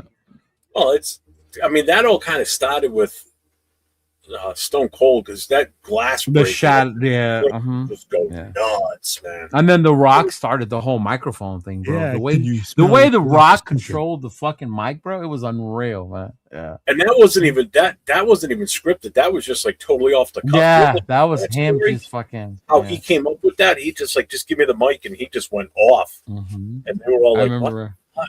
Because they were pissed that he was getting the mic. He wasn't supposed to talk. Yeah, he used to make fun of Triple H all the time. I am the game. Ah. Oh my You better God. calm down, you jabroni. Oh man, yeah, that shit was fucking hilarious, bro. Yeah, Ripley's fire intro, her fucking thing is. Yeah, the divas aren't the divas no more, bro. The girls get fucking down, man. Sometimes they're the best match of the night. All bullshit aside, yeah. Sometimes they're the best match of the fucking night. Yeah. Did you see what he just said? What? El Football Americano. His name. Yeah, see, he knows Americano. He comes out with a leather face mask with the stitches going right up the top of the head. Yeah. Yeah, bro. This little Asian chick, Io Sky, that chick will fly from anywhere, man. Dude, and Any I'll tell you what, fucking man, some of these chicks are freaking, they drop dead too, man. They're gorgeous, some of them. Oh, I mean, yeah. back in the day, the divas were divas. They were just out there for the TNA. Yeah. Now This it's is totally different. Like, and it was Trish funny Stratus, because they Stratus, had the Royal Rumble over in Riyadh, over in the Middle East. So the girls have to be covered. They Really? can't come out with their outfits. Yeah, they're wearing like sleeves and leggings underneath, and then their outfit. Yeah, bro. Yeah. So you're not really seeing just the goodies out there. Yeah. EO, my future ex-wife. Paul Vachon, and it was that his daughter was Luna. She's Luna. dead now too. Yeah. That's old. A lot of them don't live to be old. Right? Charlotte Flair's still out there. Ric Flair's daughter. Yeah, she's still wrestling. Yeah, she's still wrestling. She was in the Royal Rumble, in the Women's Royal Rumble. Did you see the Von Erich movie? Yes, I did. That was good. That was a Did you really ever good watch movie. Did you watch that series?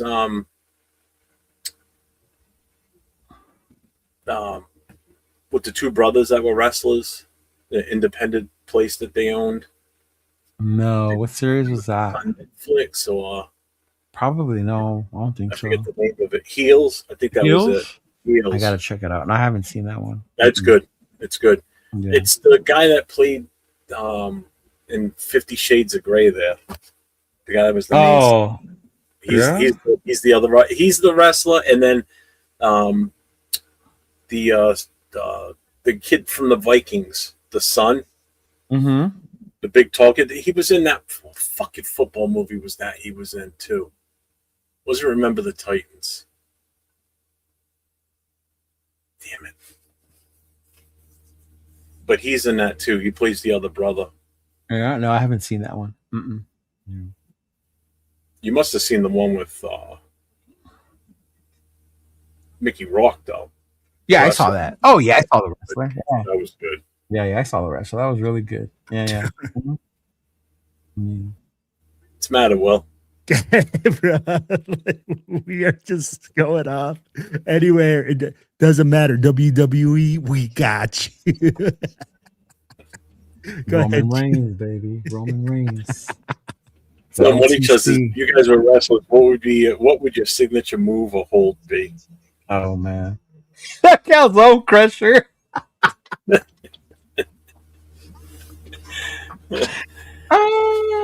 Oh, man, that's funny. That's funny.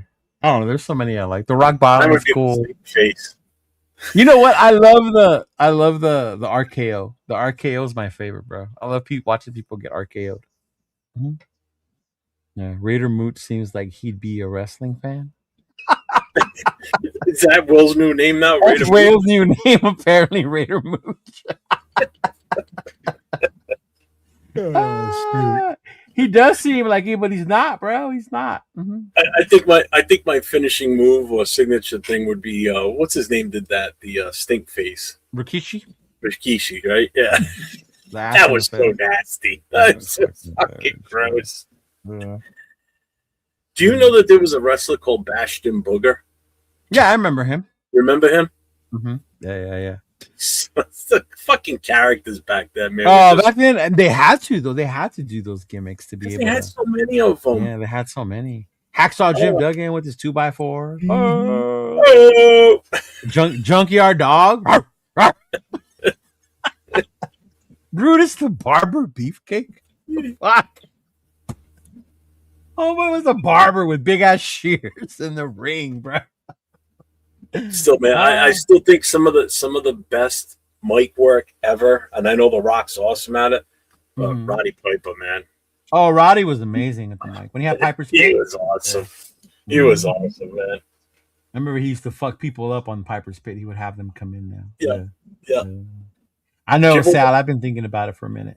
For wrestling. Did you ever see the documentary with Jake the Snake? Yes. Well, that guy went downhill fast after a while. Fast. But I mean, he's good now. But man, he was in a bad place, man. I His saw the daughter's a one Raiders fan. Yeah. He's a Raiders fan. He's a Raiders fan. Mm-hmm. Yeah, I saw that one. The other one that was sad was the Razor Ramon one, Scott Hall. Yeah. When Diamond Dallas Page tried to save him so many times. Yeah. Yep. Mm-hmm. Yeah. Yeah, they go through a lot, bro. Eddie Guerrero was hard for me, man. When the whole Eddie thing happened. Yeah. I took that one hard. The what was the other thing they had on TV where they would go around and try and get old memorabilia back? Did you ever watch that show? Oh, yeah. That was with Mankind. The one when Mick they Foley? went to Backlund's house? That guy's fucking tapped still. To whose house? Bob Backlund.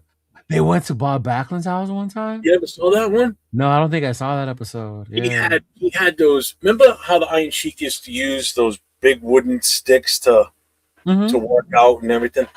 There was only one other person that could ever do it, and that was Bob Backlund. And he still got a set at his house, and he showed them. And that's what Mick went to go get, was those? Yep. Oh, no, they went for something else, but he pulled those out to show up in front of them. Yeah, it was Mick and Sergeant Slaughter went there because they were going to get something that was the Sheik's. I see. That's crazy. Oh, man. That guy's fucking tapped, dude. I remember watching that show. They would go to certain to try to get or to see if certain memorabilia was real. Yeah. Mm-hmm. There was one guy who supposedly had Goldberg gloves that were autographed, and they took him to Goldberg, and Goldberg said he never wore that, that brand. They weren't real. Yeah. Nope. Mm-hmm. Like, that dude was all sad. Damn. Bob Backlund. Jesus Christ. Yeah. The Hardys, I seen the one of the Hardy Boys. Was it Jeff or Matt that went down after his girl cheated on him with Edge? That happened like in real life. Yeah. They had an affair. They all did back then. And it was even when I watched the Macho Man thing, made me hate Hogan a little more, right?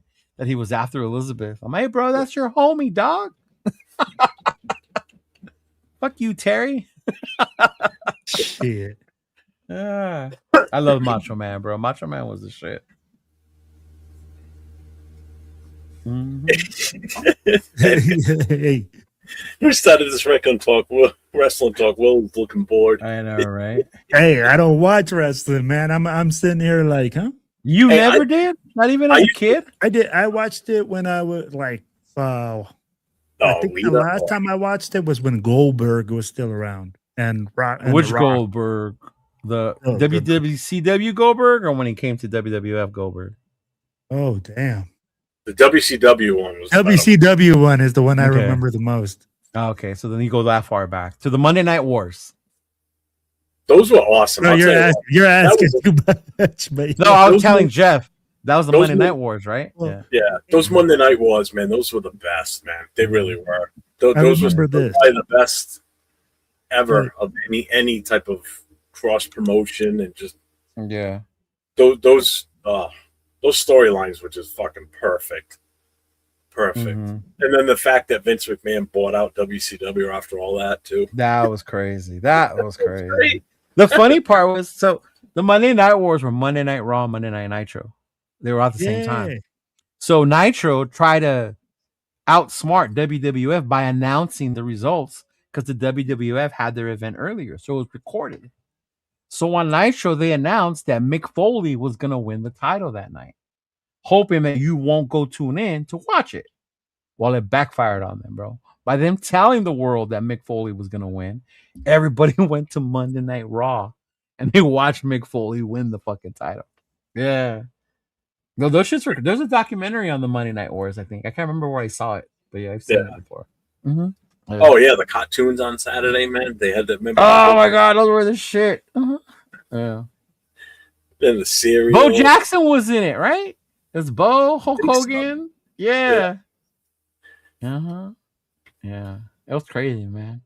Actually, do you remember the I think it was a SummerSlam when it was Undertaker versus Yokozuna, and the winner had to get the other guy into the coffin, but in the ground, and then cover him up. Yeah, that was Raider Wil.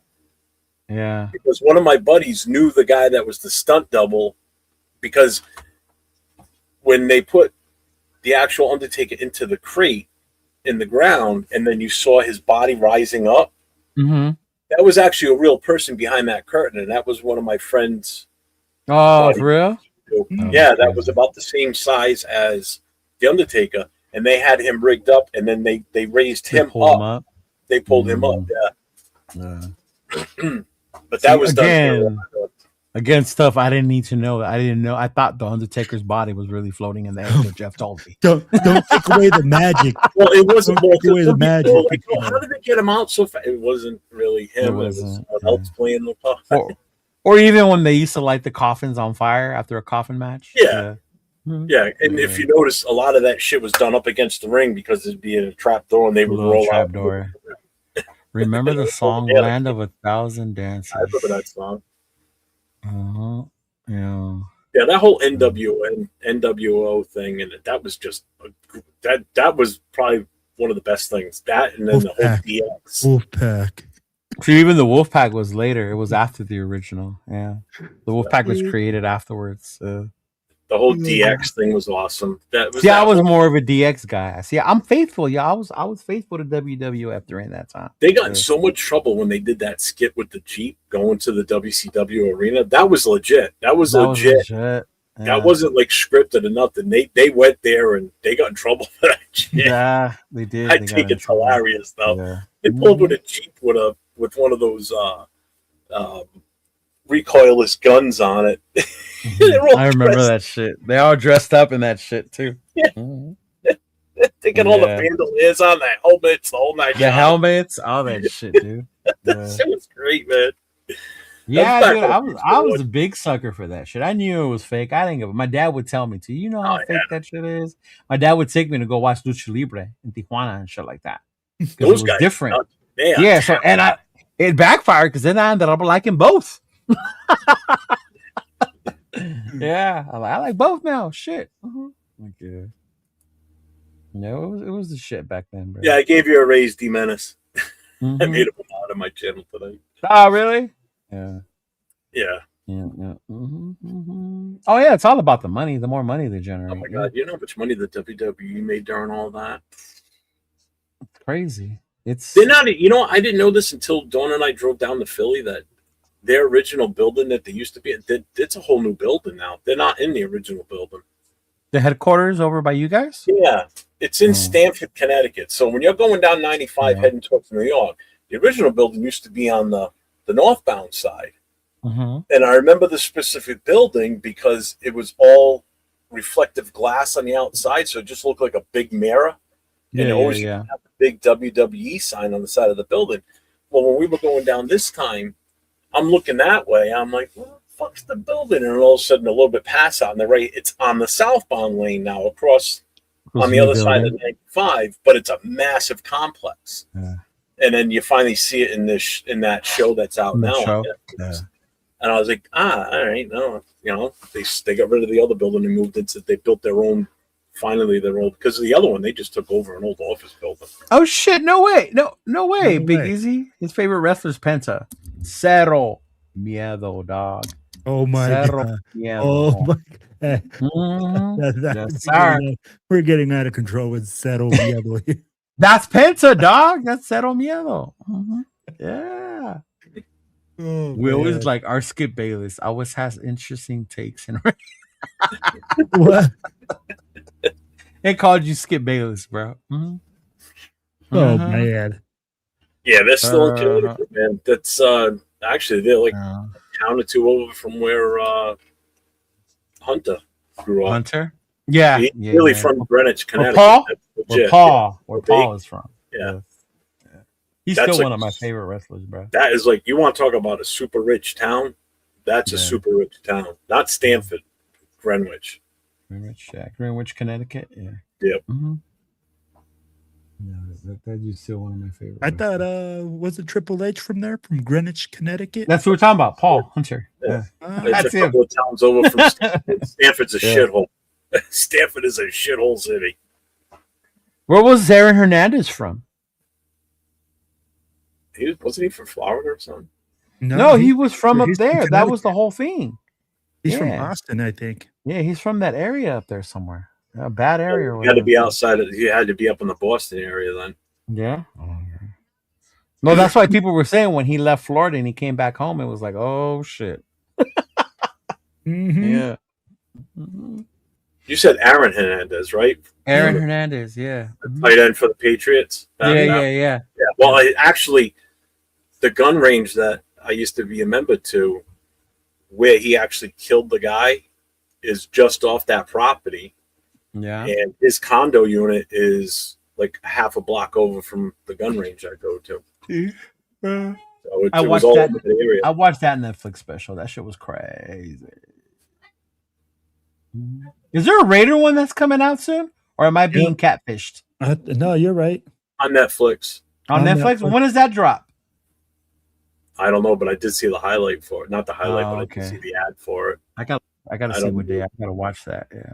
I didn't see it on Netflix itself, like an advertisement there. I saw it, I think, on Facebook or something. That's where I saw, but you know how sometimes people be making fake shit? Yeah. You got it. Especially on Facebook. Yeah, there's some sort of documentary coming out or something. I don't know what it's About Las Vegas, right? something like that. Yeah, Yeah. I still can't wait for the movie to come out later this year. My buddy watched it. For now, he watched the preview. Yeah. What, for the Madden movie? Yeah. He got to do the movie screening. Yeah. He lives over there in the Glendale, Burbank area, so they get to do a lot of that shit. 'cause So you it's said it local was to them. legit or what? He said, bro, he hit me up right afterwards. He goes, oh my God, bro, you're going to love that fucking movie. It's fucking great. Christian Bale's a great actor, and Mhm. what I've seen of him playing Al Davis, I mean, Yeah. the mannerisms. So I mean, he studied his ass off to play. Yeah, that he role. said they So- both did a really good job in that fucking role. It was crazy. He said we're going to love it as Raider fans. Yeah. Well, you sleeping?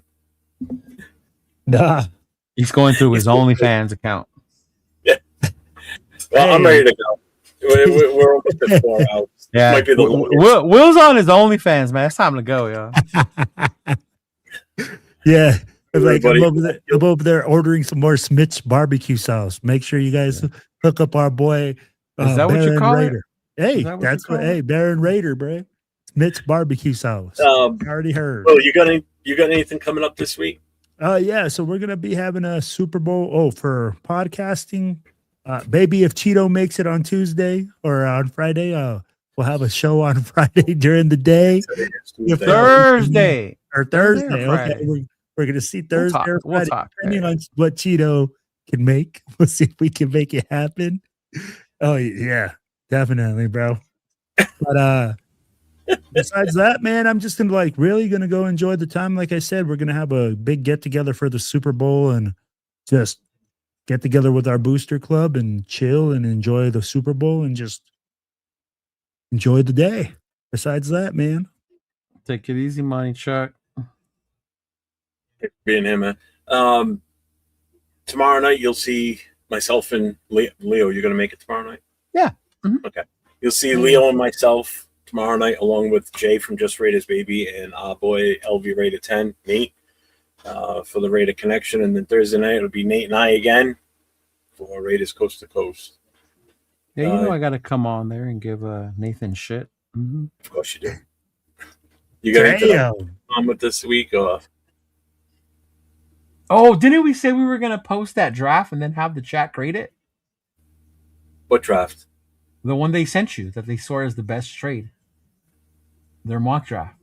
Yeah, I have it. I still Let's have do it. that. We'll do that. We're gonna post someone's. I won't tell you whose.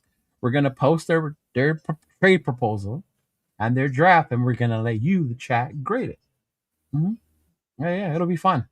I'm going to spend my day because, well, it's going to be Jay that's doing it tomorrow. Mm-hmm. Yeah.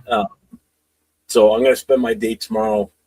I'm going to come up with my own to rival that one. This will be the first mock draft that I've actually done this season. So, Right. Gosh, here we go. So Mock if you in the draft chat, if you guys are listening still, if you want to come up with one, send it to me or Jeff, and we will see about putting it on the Connection Show. What we do is we'll go over and see your drafts, your proposals, whatever, and we'll let y'all grade them. We won't even put your name until after if you want. Yeah. Mm-hmm. And if you want to trade back. If you want to whatever you want to do, do your thing, and then send it to no us. rules. Right, and then we'll review it on the show. Yeah. pick. Can't wait to see you guys draft the kicker in the first round. Hey, well, you can submit one too, dog. Throw it in there. Hey, don't you worry, baby. Hey, when you see that kicker or that long snapper being draft number 1, you know who made that draft pick. Right? John Don't Condon. let those talk tomorrow, guys. Start a war in the chat. Oh, you know that's going to come up tomorrow. Man. The Mandalorian. Mandalorian. Jaja Dozer. Was going to say, yeah, so make sure everybody hits the notifications, hits the subs on all 3 channels. You got myself, former area to Jeff. You got Will from Silver and Black Podcast. And then you got Leo at the end over there, Chidolinus. Make sure you hit all the notifications, hit the sub, hit the thumbs up. And you'll see Leo and I tomorrow night. Thank you, everybody, for being here. Stay safe. Go Raiders. Go Raiders.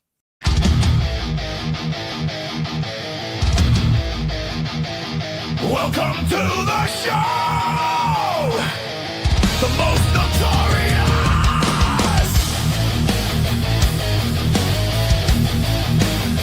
In the heart of the storm, where chaos is the law, a crew stands united.